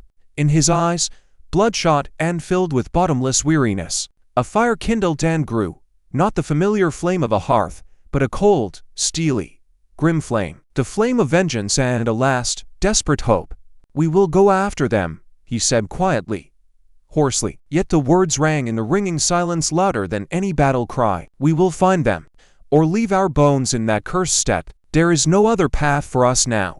He turned to his few surviving companions, to the pale but now uplifted face of the tavern keeper's son, to Finn, in whose emptied eyes there suddenly flickered, like a spark in ashes, a reflection of that same steely fire. "We will take with us what remains of us. Water we can still drink without choking. Steel we can still hone to a razor's edge. And this fury," he struck his chest with a bloodied, callous fist, "this they could not take from us. We will follow their bloody trail, and we will get ours back, or avenge them in such a way that the echo of our wrath will sound in their black lands, for all eternity. I swear by the memory of this place. I swear by the ashes of our hearths." This was not an oath sworn to gods who had turned away. It was a vow sworn to the darkness itself, and the darkness, lurking in the east, heard it. "No," answered Vrondar, and in his voice, hoarse from smoke and weariness, there sounded a heavy, subterranean resolve. He surveyed his own surviving, wounded warriors. 24 centaurs whose armor was laced with fresh scars, their manes matted with dust, sweat, and blood. "We will not charge headlong into the very maw of that shadow. My scouts have reported that beyond the Black Hills, it is not merely a horde that gathers. There, something ancient and far more dreadful than orcs and their tamed beasts is weaving its nest." His gaze, wise and weary to the very core of his soul, shifted from Agrim to Finn, then to the smoldering ruins around them like wounds. "The power rising there is not known to me, and that frightens me far more than 1,000 hungry Wargs. The question is, for what purpose, and where is the great empire looking while its eastern marches turn to ash, and the people it swore to protect are driven into captivity?" He paused, letting those terrible words hang in the ringing, dead silence. "We will go," he continued, and his voice grew harder, like tempered steel, "but not as blind avengers, but as clear-eyed scouts. We will learn what we truly face, and if the empire is blind and deaf, then we shall become its eyes and ears, its pain and its memory, and then we will return with an answer, and if need be, we will rouse the entire steppe, from the salt lakes to the snowy peaks. But for that, we need not only sharp spears and taut bows." He looked intently at Agrim. "We need those who know stone and steel." His heavy gaze slid over Finn, "and those who remember roads and stars. You want vengeance? It awaits you there, ahead. But it will not be a blind fury. It will be a heavy hammer that strikes true upon the anvil, not into thin air. Decide now." Agrim, still gripping his hammer as if it were the only thing left of his former, burned life, slowly wiped a hand across his face, leaving grimy streaks in the layer of soot and dry blood. "I will bear this news to Almarian," he said firmly, and there was no room for doubt in his voice. "But not alone. Finn knows the steppe trails, and I have words for their rulers. I have fought them face to face." His gaze fell upon the pale tavern keeper's son. "And he must come with us.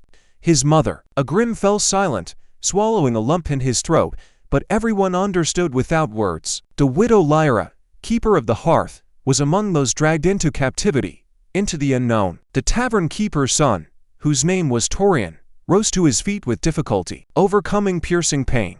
"I will make it," he said simply, and in that simple word was all his young, broken soul. "I will tell them what I saw with my own eyes." Finn, who had remained silent until now as if thunderstruck, lifted his head. In his eyes, so recently empty and bottomless with grief, a small but stubborn spark kindled. "I will go. I am fast and I know the trails like the back of my hand. I have to do something. Anything." Frondar studied the three people, the smith, the bow, the youth, searchingly, attentively. Then he slowly nodded his heavy head.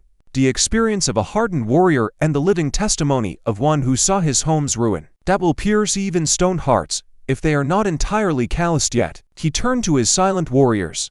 Which children of the steppe are ready to be mount and guide for these emissaries of men? From the ranks, 3 centaurs stepped forward without hesitation. A young warrior brimming with health named Karen, a gray-maned, scar-covered centaur named Lorien, and a slender centaur maiden, Alina, with a great bow on her back and intelligent, serious eyes. "We will deliver them to the gates of Almerion faster than the wind brings news of the fire," said Lorien, his voice carrying the confidence born of hundreds of campaigns.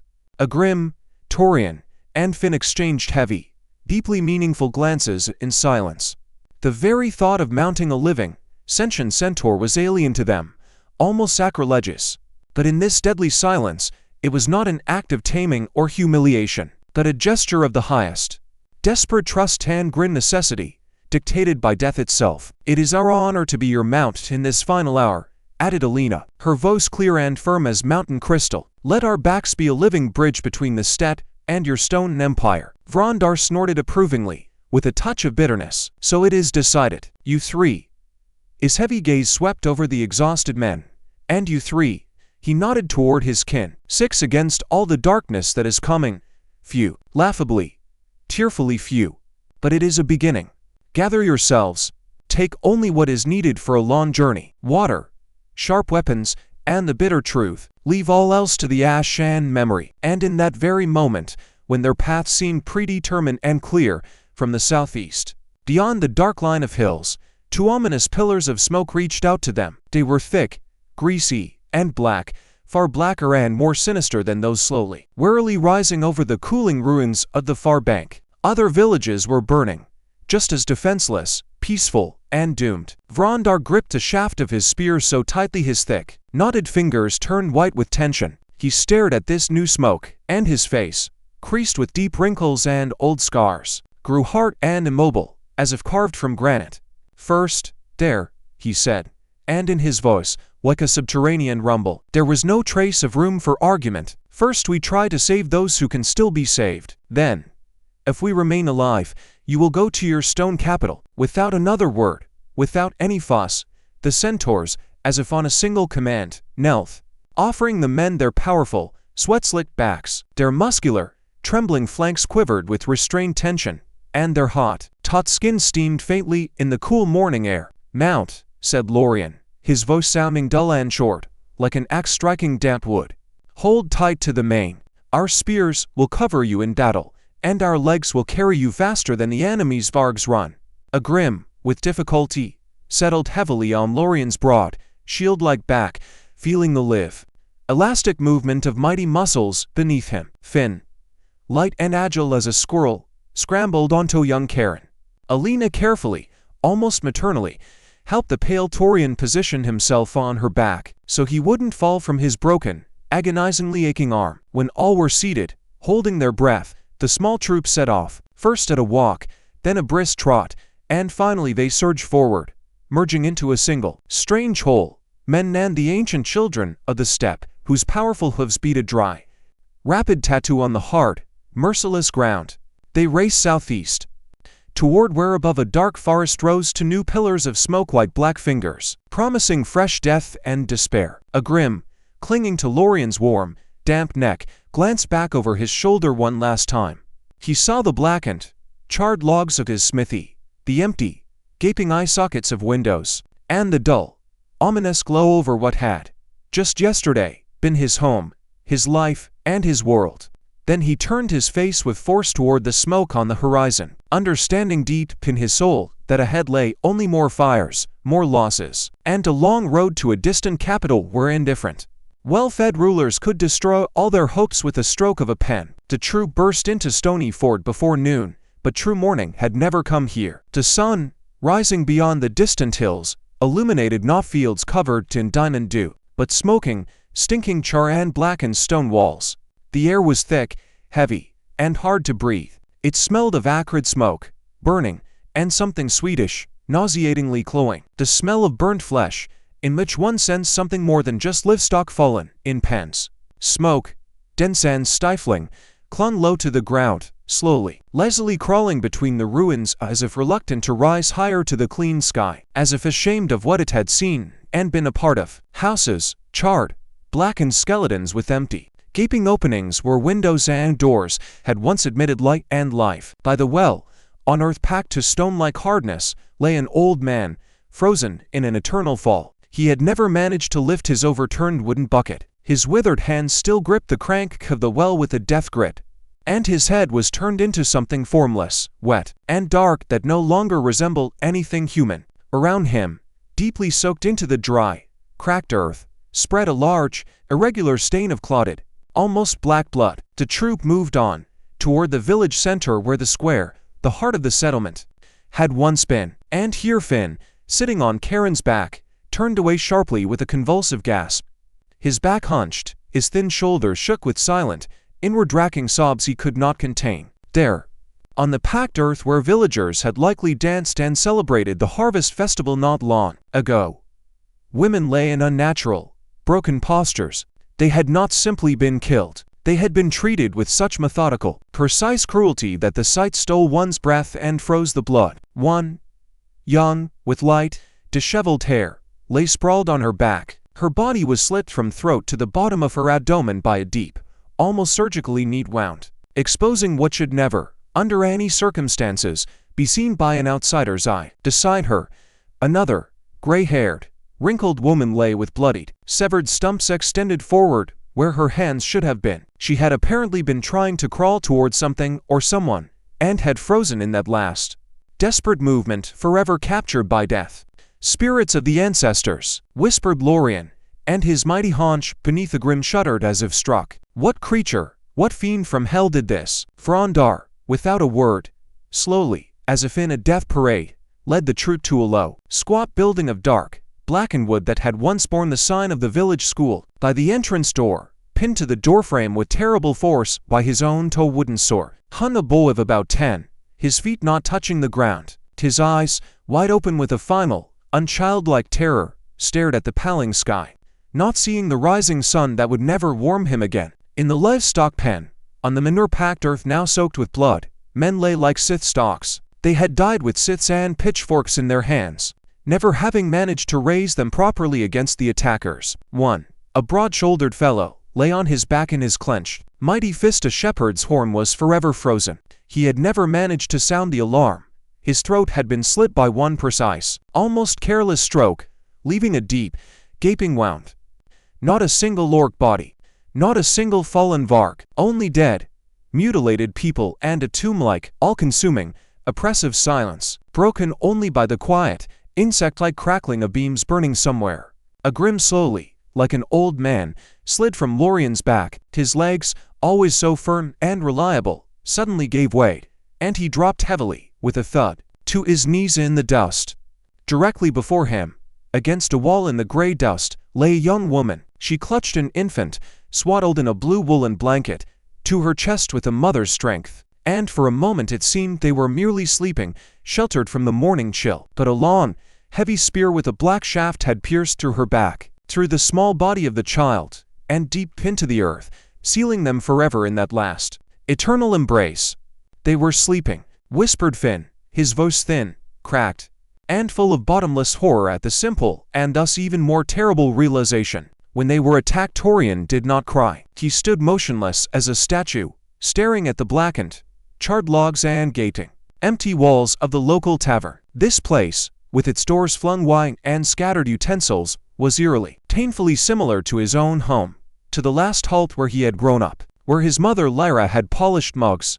His face, pale and dirty, expressed no feeling, as if carved from cold stone, but in his jaw clenched until it creaked, in the white knuckles of his fingers strained with superhuman tension, and in his heavy, measured breathing like the bellows of a forge, there was a deep, bottomless, accumulating fury. It was so vast and all-consuming that it found no outlet in tears or screams, and so remained inside, cold, silent, and terrible as death itself. Vrondar stepped forward heavily, as if bearing the weight of all he had seen on his shoulders, and his tall, giant shadow fell upon Agrim, still kneeling in the dust and ash. "This is not a battle," the old centaur said. His voice sounded muffled and grim, as if emanating from the very depths of the ages, from beneath the earth. "In battle, warriors meet, and death there has a face and a name. But this is slaughter, like a gardener weeding out unwanted growth. They are clearing this land to the roots, and they do their black work in utter silence, so no death cry can reach those who might still hear it and come to aid." He turned slowly, heavily, to his small troop. In the centaur's eyes, usually so calm and wise, now burned the same cold, hard fire as in the gazes of the men who had witnessed the destruction of all they held dear. "A second village," Vrondar said, and in those words was all the bitterness of inevitability. "Perhaps we are still in time, but prepare your hearts. Be ready to see this again, and perhaps again." They set off once more, but now they were driven not merely by blind rage and vengeance. To that had been added a new, soul-chilling horror that had settled deep within. In the place where hope had once lived, they finally understood what they were facing. This was no ordinary enemy, no horde of bandits one could meet in an honest, furious fight. Before them was a plague, a faceless, soulless, all-consuming force knowing neither pity, nor rage, nor mercy, only cold, methodical, inexorable annihilation of all life. And this plague was slowly advancing along the eastern marches, and where it passed, no life, no answers, no future remained, only mute, blood-soaked ruins and eternal, unanswerable questions hanging in the smoky, poisoned air. The troop raced toward the clearing, and even before they drew near, from a mile away, the din and stench made it clear something different was happening here. Unlike the previous silence, the air was thick, sharp, and heavy, saturated not only with the familiar smell of smoke from burning barns and storehouses, but with that particular, sweetly cloying reek of burnt meat, in which one unmistakably recognized the smell of human flesh smoldering on pyres. Over the village hung a solid, deafening roar, a chaotic, wild mix of steel clashing against steel, the dull roars of Wargs, hoarse, guttural shouts of Orcs, and the desperate, last hope and horror-filled voices of people. For Agrim, still stunned by the tomb-like, dead silence that had reigned in the far bank and stony ford, these sounds were almost a painful relief. They meant that here the battles still rage, that here life still remained to be defended, to be fought for. They finally burst onto the central, trampled square of the clearing, and what they saw there froze them inside, as if they had drunk icy water. This was not a picture of battle, but of its bitter, merciless, and bloody end. The air was thick and heavy, smelling of burning, coppery blood, and the acrid stench of fear and death. Everywhere, as far as the eye could see, lay bodies, people in simple, sweat-soaked linen shirts, and rough, stocky, green-skinned figures of Orcs, forever intertwined in final, deadly embraces. Loud cries were gone.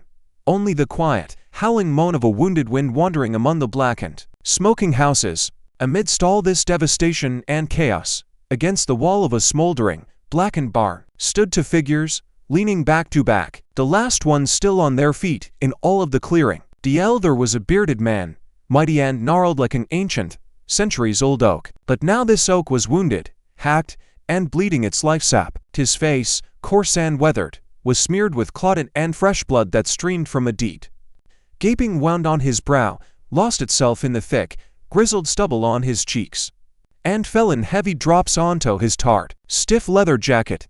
In his sinewy, trembling with strained hands was a heavy, long-hafted woodsman's axe. Its blade, usually shining and sharp, was now dull, notched, and sticky with dark, almost black, alien blood. At his feet, on the blood-soaked, trampled earth, two Orcs writhed in their death throes. One had a shoulder and collarbone cleft open by a blow, the ghastly whiteness of bone gleaming in the deep, ragged gash. The other had lost an arm at the elbow, and it lay a little distance away, fingers still convulsively clenched in a fist.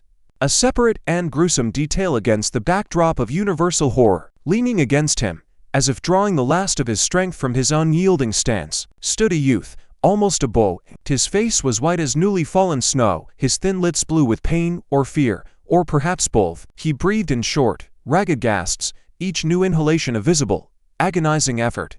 From a deep, ragged slash on his thin shoulder, blood seeped slowly, almost reluctantly. It did not spurt, but merely pooled thickly in the wound before sliding down his limp arm, spreading across his simple, homespun linen shirt in an ever-widening crimson stain. In his trembling, almost childlike hands, unaccustomed to hard labor, he clutched bloodied, blunt pitchforks, the clumsy, peaceful weapon of a plowman, become in this moment the final argument between life and imminent death. They stood back to back against the burning, crackling wall, these two, the wounded giant and the pale, terrified beau, and in their silent, desperate posture one read everything: hopelessness, rage, and a piercing, indomitable hope that could no longer be taken from them. Around them, in a sinister, ever-shifting dance of light and shadow cast by the leaping tongues of flame, a steel, merciless ring was slowly, inexorably closing. There were at least a dozen of them. They closed in a semicircle, unhurriedly, like a sea tide advancing on a last, lonely scrap of land. To dancing, an even light from the burning barn threw wild, unsteady shadows on their green faces, making their sharp, ugly features and deep, ritual scars seem even more terrifying and repulsive. They did not shout, did not hurry, did not fuss. Their grins were calm and confident, the grins of experienced hunters who know the prey is already trapped and will not escape.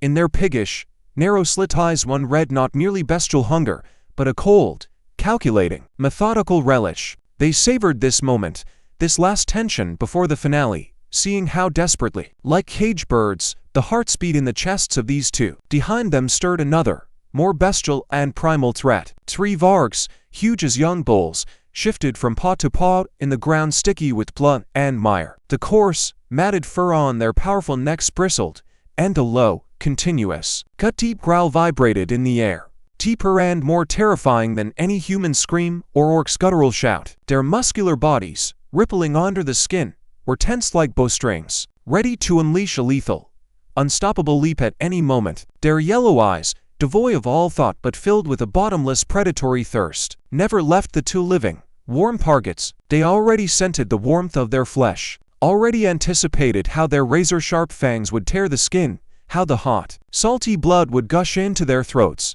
The orc in the horned, notched helmet, whose age-cracked cuirass was studded with gruesome trophies, dry, blackened human ears, sharply, without unnecessary motion, raised his hand. The movement was polished, habitual, devoid of any fuss. Bass, his voice, hoarse and muffled, sounded like stones grating at the bottom of a dried-up stream. Finish this vermin.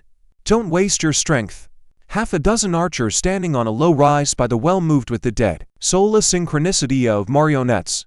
Short boughs of dark horn and blackwood rose as one. Those strings drew taut with a low but sinister rustle, like a snake's hiss. Iron arrowheads, honed to razor sharpness, cold and merciless, now caught the reflections of the raging fire and burned in the gloom like crimson, glowing coals, like the eyes of awakened demons. They were all aimed remorselessly at the very center, at the broad chest of the bearded man and the white, defenseless body of the youth. The man with the axe did not flinch or recoil. He merely pressed harder against the youth's back, clenching his teeth until hard, stone-like knots bulged on his weathered cheeks. His gaze, heavy, weary, and full of unending bitterness, was fixed on the face of the orc in the horned helmet, as if trying to etch those ugly features into his memory forever, to carry them with him into oblivion. The youth, however, could not suppress a short, ragged, despairing sigh. He squeezed his eyes shut. His thin fingers convulsively whitened as they gripped the pitchfork shaft, and his whole young, dearly lived existence seemed to curl into a ball awaiting the inevitable strike.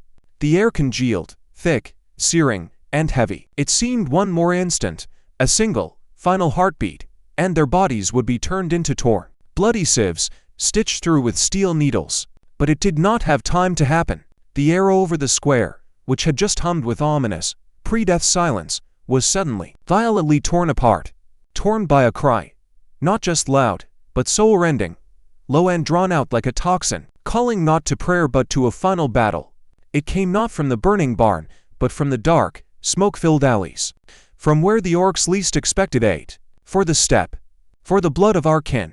It was Vrondar who roared, pouring into the cry all the fury and pain for the burned villages. And in that same instant, his long, heavy, hand-polished spear, launched with force enough to fell a bull, sliced through the smoky, ominous space of the square. The blow came with monstrous force and precision. The sharp, burnished to a blue steel iron point, swung with full momentum, plunged into the throat of the orc archer standing in the center of the line. The force of the throw was such that the thick, resilient shaft passed clean through, and the bloody, barbed tip emerged from the other side of the neck, shattering vertebrae and tearing muscles and tendons. The orc, who just a moment before had been aiming at the defenseless figures by the wall, was flung off his feet like an empty doll. He tumbled from the low rise by the well, and in flight no cries came from his ruined throat, only hoarse, gurgling sounds as his lungs filled with his own hot blood. He crashed to the ground, his body convulsing and thrashing in a long agony, tracing ghastly, involuntary patterns on the trampled, blood-soaked earth. But there was not a second to comprehend this sudden death. Even before the archer's body went fully limp, a true steel avalanche fell upon the orcs. Frozen in shock and disbelief, from the dark alleys, like a sudden, onrushing storm, charged the Centaurs. 24 of them, their silhouettes, distorted by the dancing, uneven firelight, seemed enormous, unreal, emerged from a nightmare itself. Lances were lowered, forming a deadly palisade, but the short, curved blades of the orcs were already beginning their desperate, furious rise. The thunder of dozens of hooves on the frozen, cracked earth merged into a continuous, deafening roar that seemed to make the very ground tremble. This was no longer a fight where opponents measured strength and skill. This was a swift and unrestrained slaughter, unstoppable as a sudden mountain avalanche, sweeping all before it. The long, heavy lances of the Centaurs, striking from the height of their mighty stature, against the curved orcish blades that now seemed pitiful, tow-like, and useless before this steel storm. Lorien, with Agrim on his broad, muscular, heaving back, crashed into the enemy ranks like a living, enraged battering ram. His spear, seeming in his experienced hands a light wand, traced a deadly, wide arc in the smoky, thick air. The shaft whistled through the space, knocking one orc off his feet with a crushing blow to the helmet, then, without losing its terrible momentum, drove with a dull, wet crunch of breaking ribs into the side of another. That one flew back like a rag doll, choking on a screen that instantly turned into a bloody, bubbling rasp, and fell, not to rise again. Agrim, gripping Lorien's thick, sweaty, smoke and battle-scented mane with one hand to keep from being thrown, brought his hammer down on orcish heads with his other mighty, weight-accustomed arm. This was not a fencing, precise blow, but a powerful, short, crushing downward motion containing all his accumulated rage and grief. Each time the massive metal head of the hammer met an orcish helmet, a short, sweet bitter vibration shot up the handle into his calloused palm, jarring his shoulder. And each time this tremor was preceded by a muffled, but no less ghastly and distinct crunch, like the sound of a ripe gourd breaking.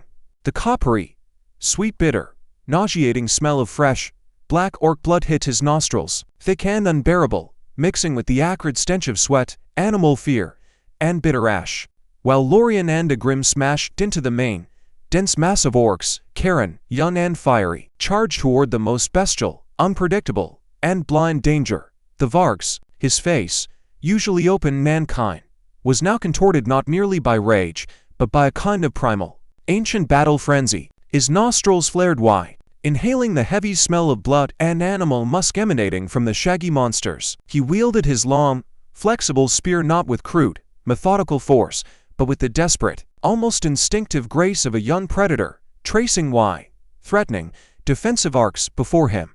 The razor-sharp spearpoint bit repeatedly into the thick, armor-like hides of the Wargs, forcing them to recoil with furious snarls, but not yet inflicting mortal wounds. His task was to hold, distract, keep these giant wolves from reaching his rider's unprotected back, to give him time and space to fight. And Finn, having slid to his feet and pressed his back to the hot, sweat-slicked, trembling flank of the Centaur, was his eyes and his small, desperate strength. He was no mighty, battle-hardened warrior. His weapons were what lay right at his feet. Sharp shards of brick, heavy stones wrenched from the old pavement, with a hand trembling from fear and rage, yet astonishingly accurate and true. He hurled them into the muzzles of the advancing monsters, aiming for the most vulnerable, unprotected spots.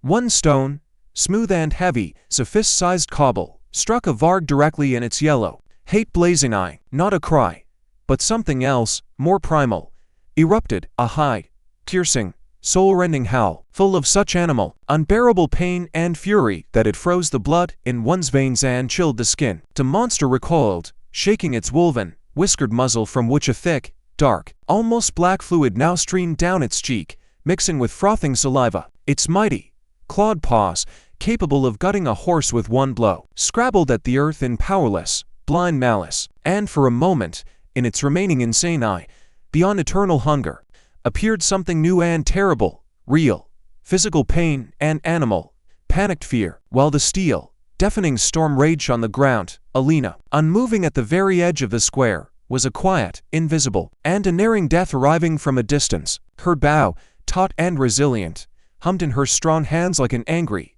deadly swarm of hornets, and this thin song was a death hymn for each of her targets.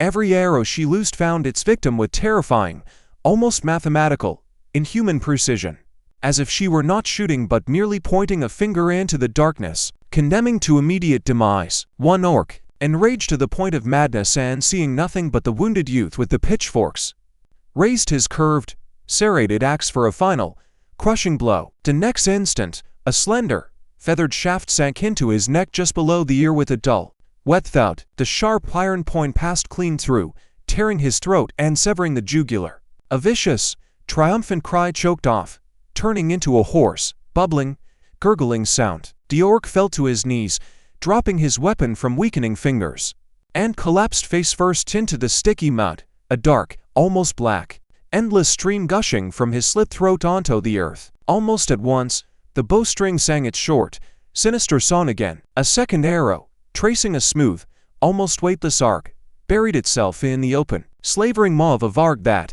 ignoring the threat of spears, lunged directly at Vrondar. Wood-end steel sank deep into the soft tissues of its throat, cutting off its breath and utterly silencing its triumphant roar. The monster, emitting a gurgling, choking sound like a burst bellows, crashed to the ground in a convulsive, death-throw lunge, its heavy, lifeless body knocking down another Varg, and paralyzing its fury momentarily with the suddenness of this death. The square had irrevocably, completely lost its former, peaceful semblance and transformed into something indescribable, a vision of hell itself. It was no longer a square but a seething, smoking cauldron where death itself was boiling and frothing. The air within was thick, acrid, and heavy. It didn't just tremble, it vibrated, rang with a multitude of sounds fused into one continuous, deafening, oppressive roar. In it drowned the dry clang of steel on steel, desperate human cries cut short, to death rattles of orcs, and the continuous, low, cut deep growling of Vargs, in which now could be heard not only blind fury, but pain and fear. The ground underfoot ceased to be ground. It was saturated with blood into a state of sticky, crimson, squelching mud that slurped and gurgled with every step, every fall of a still living body. Feet, hooves, and paws sank into it as into a swampy mire, each movement releasing a new spray of spatter. Everywhere one looked lay shreds and tatters of what had recently been living, breathing beings. Severed, greenish orc fingers clenched in post-mortem spasm. Whole hands that had flown far from their owners. Skulls smashed by hammer and spear blows turned into formless masses or bone fragments, and gray brain matter merged into a single pinkish-gray, steaming pulp. From bellies slit open by sharp blades, orc and centaur alike, intestines spilled out onto the cold morning air, spreading across the earth in slippery, disgusting, pulsating coals. And over all this hung that sweetish, nauseating stench, the smell of death, hot blood, and torn entrails, that would never fade from the memory of those who had breathed it. The stench was unbearable, physically tangible, soaking into clothing, hair, pores. The coppery, sweetish reek of blood, the acrid, sickening odor of spilled and trampled viscera, the suffocating reek of burning and sour sweat, all mingled into one choking, poisonous mixture that rasped the throat and made eyes water, veiling sight with a film. The battle had utterly lost all form and meaning, devolving into a chaotic, horrifying, primordial slaughter where everyone survived as best they could, and where death itself seemed to choke and drown in the excess of its own bloody harvest. One of the orcs, having survived the first crushing attack, tried to approach Agrim from the side. His curved, serrated yataghan raised for a short, murderous blow to the unprotected flank, but the old smith, guided by battle instinct honed to a razor's edge, turned sharply on Lorien's back, almost without looking, and drove his heavy hammer into the attacker's chest with all his considerable, accumulated force. The orc flew back with a dull, sigh-like exhalation, his sternum caving inward with the disgusting crunch of breaking ribs, a thick, bubbling foam gushing from his mouth instead of a scream. The two surviving inhabitants of the clearing, who just moments before had stood on the brink of certain death by the burning wall, saw this unexpected, almost miraculous aid, and a last, desperate, furious fire flare in their exhausted, failing bodies. Fatigue, pain, animal fear, all were swept away in an instant by this fierce, all-consuming surge of hope. They were no longer helpless targets meekly awaiting death. They had become, if only for a moment, warriors defending their land once more. The man with the axe, whose body was one huge bruise and gaping wound, gave a low, thunderous roar, pouring out all his accumulated pain and blind rage, and lunged forward like a wounded bear. He brought his heavy, notched blade down on the thick neck of the nearest Varg, stunned by the fall of its kin. The blow was terrible in its simple, brutal power. The monsters had separated from his body with a dull, wet smack, flipped, and fell to the ground, rolling with a soft, heavy thump through the blood-soaked, viscous mire, leaving a long, crimson trail. The Varg's body convulsed for several more seconds in blind, meaningless agony, jerking its mighty paws and drenching everything around with a fountain of blood. The youth with the pitchforks, forgetting the burning, piercing pain in his shoulder, forgetting the treacherous trembling in his knees, charged to the aid of the archer with a piercing, straining cry. His target, an orc taking aim at Alina with his short bow, stood with his back to him. A perfect mark. The youth drove the three steel, slightly blunt tines directly between the orc's shoulder blades with such force that the shaft shook and cracked. The sharp prongs passed easily through skin, muscle, and lungs, emerging bloodied from the orc's chest just below the collarbones. The orc released the bowstring, the arrow flew skyward, and he collapsed to the earth, convulsing like a fish on a bank, gasping for air that could no longer reach his pierced lungs. But the enemy, hardened in countless skirmishes and raids, managed to recover from the unexpected assault. The initial chaos and panic gave way to a sinister, iron-forged discipline. The orc chieftain in the horned helmet, who had retreated into deep shadow by the burning house, bellowed new orders, sharp as whip cracks. His hoarse, grating voice hacked at the air like an axe. In response to his cries, the surviving orcs, shedding their panic, closed ranks, transforming from a mob into a semblance of battle order. Those with bows fell back, forming a kind of line, while warriors with heavy shields and axes pushed forward, shielding them with their bodies. And then it was not scattered, disorderly fire that fell upon the centaurs, but a true, concentrated, methodical hail of arrows, dark, blunt-tipped, heavy arrows, specially designed to pierce armor, whistled through the air with a new, inexorable deadliness. One of the young centaurs, named Rhinal, found himself at the tip of this crushing blow. He had been too impetuous, too caught up in the thrill of pursuit, and now his mighty, unarmored chest and hindquarters presented an ideal, almost stationary target. There was a dry, bony, sharp thud. One, another, a third. 3 heavy orc arrows drove into him almost simultaneously, as if on command. One struck high in the chest, surely piercing a lung, another a little lower. Deep into the belly the third embedded itself with force in the muscular, quivering haunch. Rhinal did not cry out. He only gave a short, hoarse, bewildered gasp, as if suddenly plunged headfirst into icy water. His eyes, wide open, reflected for an instant not pain, but the purest, childlike astonishment at the unexpectedness of the end. Then his forelegs buckled his mighty hind legs, by inertia, held the fall for a moment, and his entire huge, beautiful body crashed to the ground with a dull, heavy thump like a sack of stones, raising a fountain of crimson, sticky mud. He moved no more. The dancing, crimson light of the fire reflected, indifferently in his glazed eyes, fixed on the smoky sky that they could no longer see.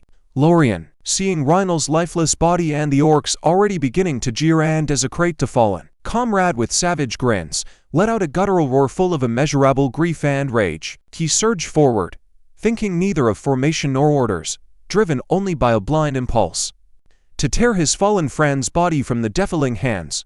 His long, trusty spear, as if alive, shot forward and skewered one of the marauders, who was just raising his notched hatchet over the centaur's neck.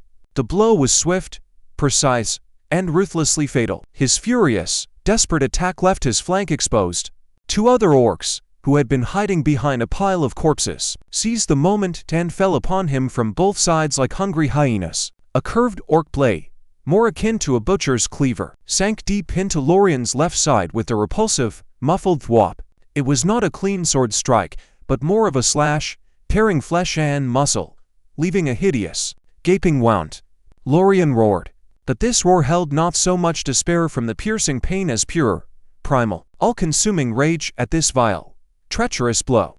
Ignoring the burning, fiery brand of the wound impaling his body and the dark blood gushing from it, he spun on his powerful hind legs with inhuman, almost insane strength. The mighty muscles of his haunches tensed like steel springs, hurling clots of bloodied earth into the air. In the same instant, with cat-like agility unexpected in so massive a creature, he grabbed the slippery, blood-slipped shaft of his spear. The grip was sticky and warm, but his hold was a death grip. With a jerk and a wet, squelching sound, he wrenched the weapon from the body of the first orc, and it emerged trailing shreds of torn flesh and dark clots. Without wasting a second on a wind-up, he traced a short, crushing arc with the shaft. The blow landed precisely on the neck of the second attacker. The sharp tip, still warm from alien entrails, passed through muscle and vertebrae as if through softened butter. The head flew off like a ball, tracing an arc in the air, while the body stood for a second longer, a dark, pulsing fountain gushing from the severed neck.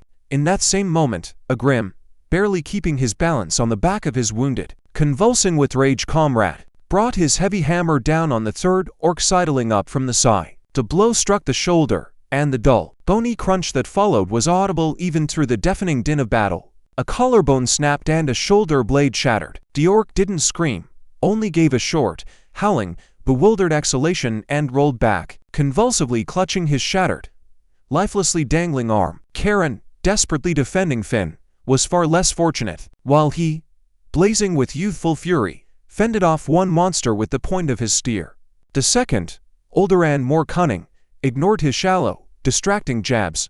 Gathering itself, the Varg made a swift, whip-crack of a short leap. There was no time, no space to evade. The huge, slavering maw with rows of yellow, dagger-like fangs clamped onto his neck just below his proud head. A soft but ghastly distinct crunch sounded, the sound of breaking cartilage and vertebrae being crushed to pulp. A scarlet fountain gushed from the torn jugular and trachea of the young centaur, its spray flying several paces around. Warm, sticky, salty fluid, under immense pressure, drenched Finn from head to toe, flooding his face, blinding him, seeping under his shirt collar, soaking it through. Karen's eyes, just a second ago full of fierce, youthful fire, glazed over with inexpressible horror and utter incomprehension, then quickly dulled and went out.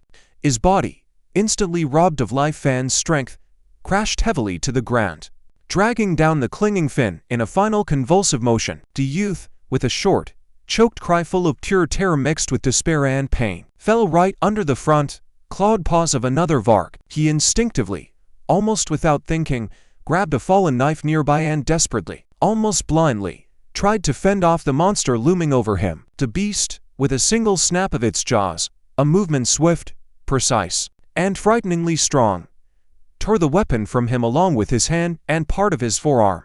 Bone crunched like a dry branch underfoot. Finn didn't scream, only gave a short, high, childlike yelp more like a moan, and his body went limp at once, sinking into the abyss of pain, shock, and unconsciousness. As the Varg, growling low, bent over him to finish what it had started, Vrondar, seeing Rhinal and then Karen fall one after another, felt in his old, experienced chest not heat, but an icy, yawning emptiness that instantly filled with crushing, cold rage. It was not a cry of despair, but a silent, fathomless as night anger that tensed his mighty, rope-like muscles to the limit. Without a word, without a sound, he flung aside his long spear and drew from his back a heavy, old, two-handed battle axe.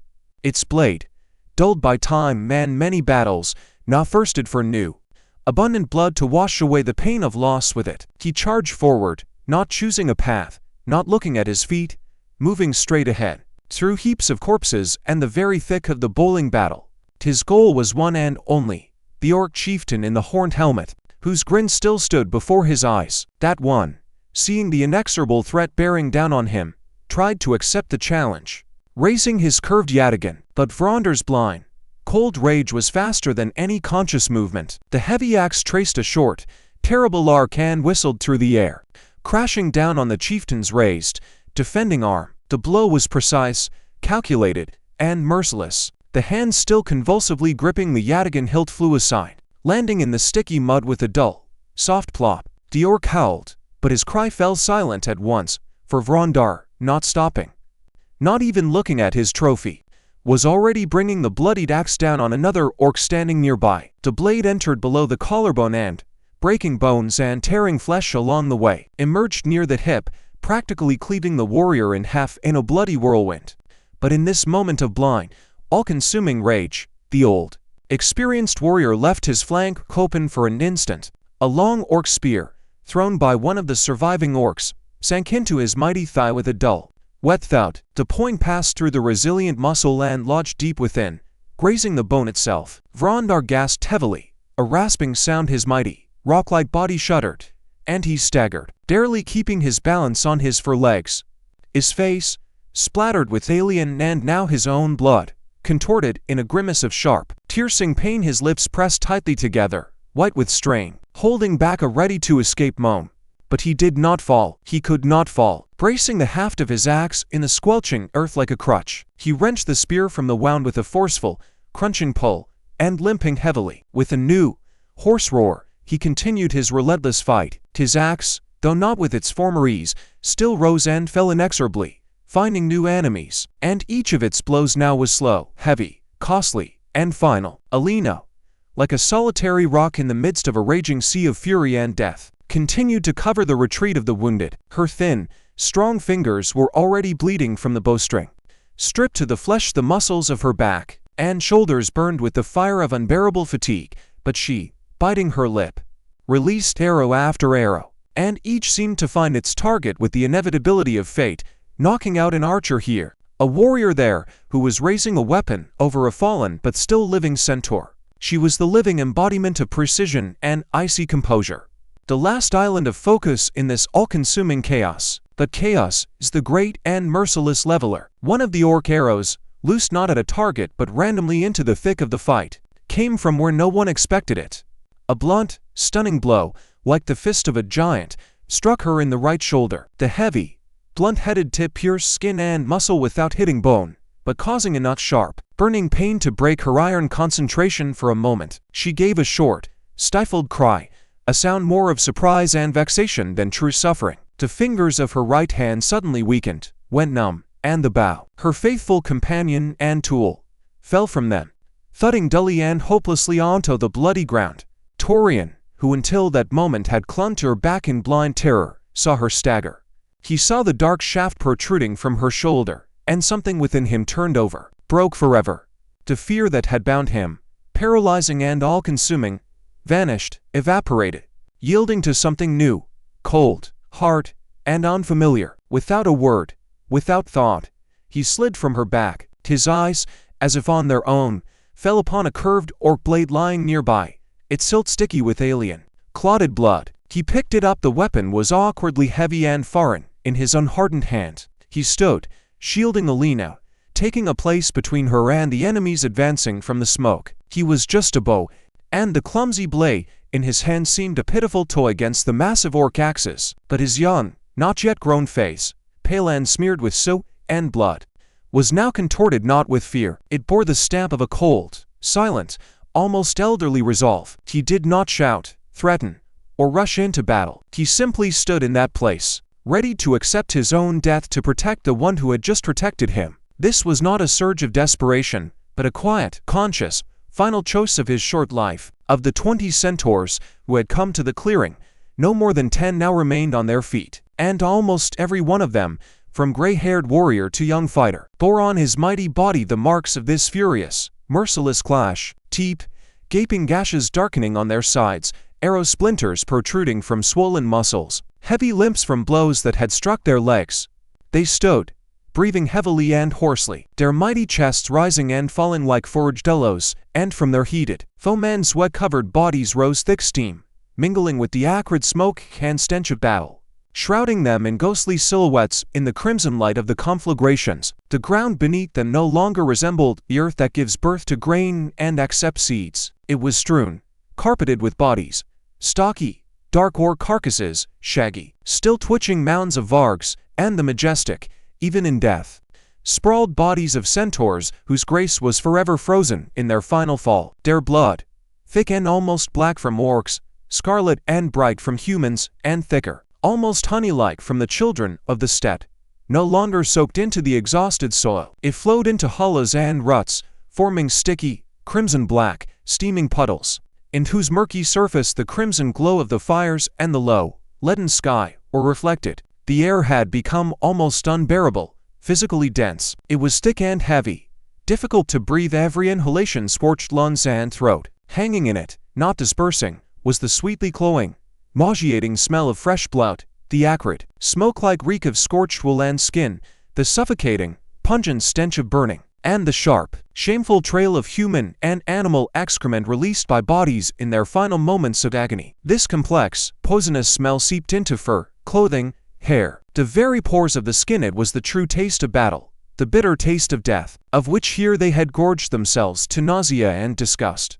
When the last, gravely wounded Varg crashed to the earth, slain by a final desperate effort, no victory cries rang out across the square, no jubilant shouts were heard. The silence that followed was heavier, deeper, and more terrible than any battle roar. They stood amidst this silent sea of corpses and suffering, the surviving Centaurs and men, breathing heavily and raggedly, leaning on their blood-drenched weapons as on crutches.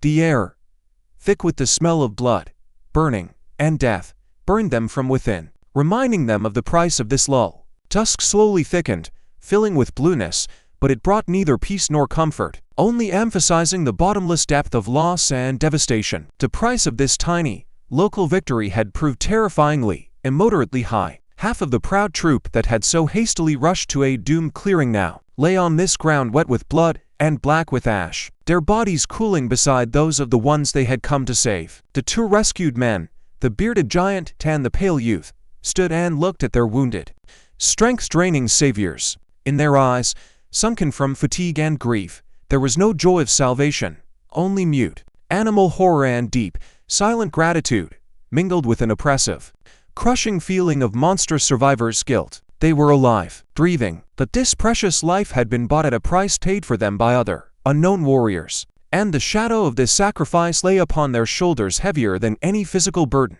Agrim, with difficulty sliding from the back of the heavily breathing Lorien, felt his own legs trembling treacherously, every muscle and tendon humming. He was covered from head to toe in dry and fresh, sticky, alien blood. His faithful hammer was unbearably heavy and slippery in his numb, clenched fingers. He looked at Vrondar, the old centaur. His magnificent, once shining armor was gouged with blows and smeared with layers of blood. He leaned heavily, almost with his whole mass, on his spear, but in his eyes, deep set in dark sockets, still burned, as in the first moment of battle, the unquenchable, steely fire of rage and unbending will. This time, Agrim rasped, forcing the words through a throat dry as Ashkama thought. This time, we were in time. When the last, distant echoes of battle finally died away, replaced by a heavy, oppressive, ringing silence, it was time to survey what remained of the clearing. The picture that opened before them was heart-rending, yet, alas, painfully familiar and routine in its monstrous, nightmarish banality. The village was not simply ravaged and burned. It was defiled, stripped not only of life, warmth, and laughter, but of the very spirit, the very memory of this place. Besides those who fell in the final, desperate clash on the square, in the dark houses and smoky backyards, they found those who had not had time,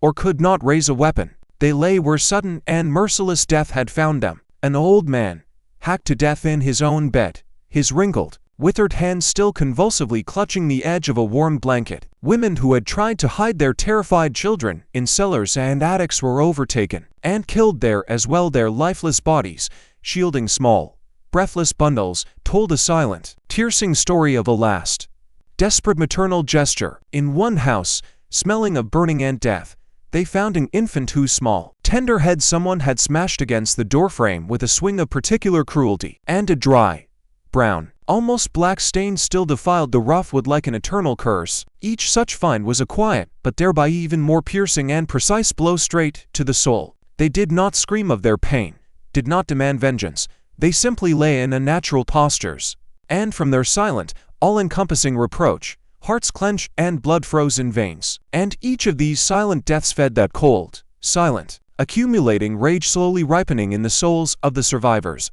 Not a flaming, short-lived anger, but a heavy, leaden, inexorable feeling that could not be shouted out in battle, but which could not be forgotten, and which demanded its own terrible and final answer. And, while some counted the dead, another quiet and, no less terrible tragedy was unfolding by the blackened barn wall. Finn lay on a coarse, grime and clotted blood-stiffened horse blanket roughly thrown under his head. His face was white as freshly fallen mountain snow, and his deathly, waxen pallor showed through the streaks of dirt, sweat, and dry, salty tears smeared across his cheeks and forehead. His right arm was gnawed off at the elbow. In place of his hand and forearm gaped a horrible, ragged, shapeless wound. Fragments of bone and shreds of torn muscle were visible through a thin, crusted scab of dark blood, from beneath which bright red, liquid blood still seeped slowly, as if reluctantly. It soaked the crude, hastily applied bandage Agrim had torn from his own shirt in desperation, and spread in a widening crimson stain across the gray,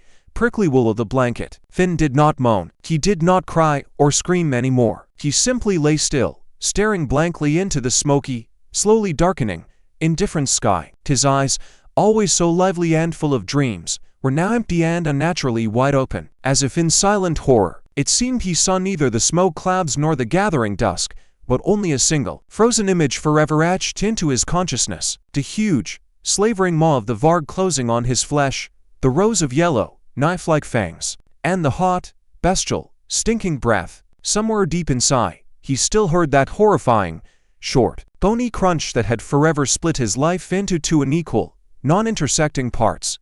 The one before, full of hopes and dreams, and the one that began after.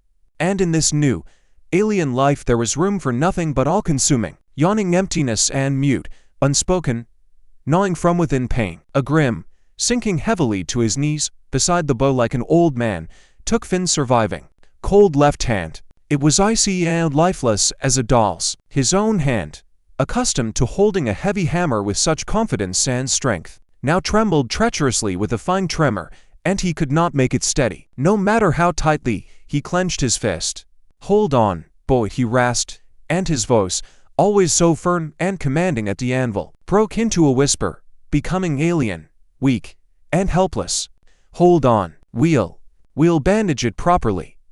Everything will be." He fell silent, unable to finish these empty, lying, meaningless words. His gaze slid over the horrible, ragged wound, over this mutilated flesh that could no longer be bandaged, fixed, restored. He looked at Finn's pale, frozen, mask-like face, and all he could do at that moment was continue to squeeze his cold, unresponsive hand, as if trying to convey through this single touch a drop of his own warmth, a crumb of his own life, which were draining from the boy into the insatiable earth with every drop of blood. He did not know what to say. What words could an old, gray and labor-smith find to plug that yawning hole torn not in the body, but in the very soul of the youth? What could one say to someone who in one moment had lost not just a hand, but his whole future, all possibilities, the shepherd's agility, the strength of a future warrior, the simple, earthly joy of a craftsman?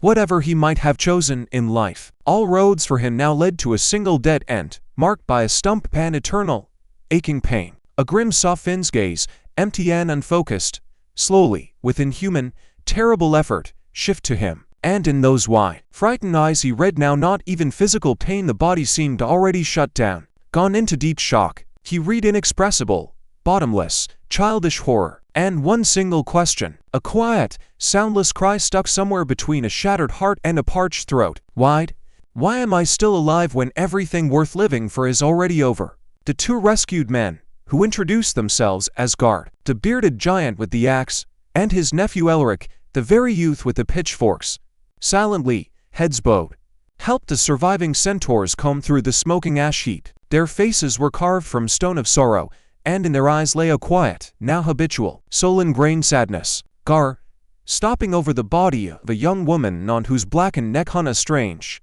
crudely made amulet of black stone that seemed to have swallowed all light, rest. Speaking more to himself than to others, they weren't just killing.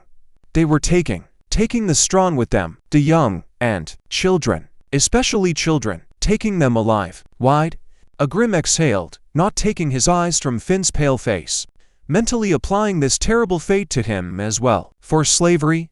For the mines? Gard shook his large head gloomily, heavily, his weary gaze fixed somewhere far to the east, beyond the dark line of forest where the grim, prehistoric beast-backed masses of the Black Hills loomed.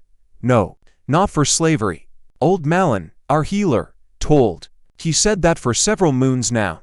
A crimson glow has been rising over the very peaks of the Black Hills. A glow no rain or storm can quench. That from underground, from the deepest caves, comes a measured, dull knocking, as if on an anvil, but a knocking that's alive, painful, groaning, and that the iron shaman who rules the Orcs seeks not slaves. He seeks souls. Souls for some great, dark awakening. He shifted his heavy, inconsolably sorrowful gaze to Agrim, and in his eyes was a soul-chilling, terrible surmise that the awakening of what? Smith, what can be forged from stolen, broken souls? What kind of armor? What kind of weapon? These words, spoken quietly but clearly, hung in the frozen, thick air reeking of burning, death, and Finn's quiet suffering. They were of a different, more terrible kind than the visible, tangible horror of devastation. Destroy houses, mutilated bodies, rivers of blood, all that could be seen, measured, mourned, and buried. The what Gard spoke of had no form, no boundaries, no name. It was a horror not of what had already happened and become the past, but of what was only beginning, being wrought now and awaiting in the future, of what was happening somewhere there, in the deep bowels beneath the crimson, unnatural glow of the Black Hills, where people like Aloud, like Finn, like them all, were being driven like cattle. And this invisible, advancing like fog nightmare was more terrible and inexorable than any visible sword, claw, or arrow. The time came for the last, heaviest duty. The Centaurs, moving with solemn, almost ritual slowness, laid the bodies of their fallen kin on specially assembled funeral biers made from wagon fragments. Vrondar, overcoming the piercing, fiery pain in his thigh, stood before this sad row, drawing himself up to his full colossal height despite his wounds and fatigue. His body bled, but his voice, when he spoke, was firm and clear, low as distant thunder before a storm. You fell with weapons in hand, looking the enemy in the eye. You gave your lives not for glory or plunder, but for a foreign, distant hearth, for the right of others to breathe this air. To step, our mother, will accept your bodies, the winds will carry your souls across all the boundless expanses. From the salt lakes to the snowy peaks, you have not gone into darkness, you have become part of the eternal, endless journey. The biers, set alight with torches, were released toward the open, darkening steppe. The flames, at first timid and uncertain, quickly seized the dry straw and resinous wood. Beginning their mournful, purifying work, they consumed the heroes' bodies, and it was a sight at once tragic and sublime. A quiet, blazing island of light and sorrow against the backdrop of the boundless, indifferent field of night. The people of the clearing, those few they had found, were consigned to native earth. One large mass grave dug on the very edge of the still smoking settlement. Agrim, Torian, and Gard, in silence, taking turns, dug the hole with heavy, awkward spades, while Elric, with an impassive, grief-petrified face, carefully, almost tenderly, arranged in it the bodies of his former neighbors and friends. Finn lay nearby on someone's cloak, his empty, bottomless, inward gone gaze fixed on the sky crimsoned by distant fires. No one uttered a word, neither sacred prayers nor bitter curses. All words seemed petty and powerless before such all-consuming, silent loss. When the last clod of damp, cold, clay-smelling earth fell upon a fresh, dark mound, Agrim wiped his sweaty forehead with the back of his hand and, picking up a broken orc spear with a bent, dull tip from the ground, drove it forcefully into the very top of the grave. Let this be a marker, he rasped, forcing the words past a lump in his throat, and they sounded quieter than the night rustle of steppe grass, but with the weight and force of an oath, a marker that here people fought and die, and that for their death, a terrible and final reckoning is yet to come. After the burials, when the rituals for the dead were complete, came the heavy, cruel turn of the living. Agrim and Alina, herself pale and gaunt from the pulsing pain in her bandaged shoulder, bent over Finn. The wound had to be cauterized.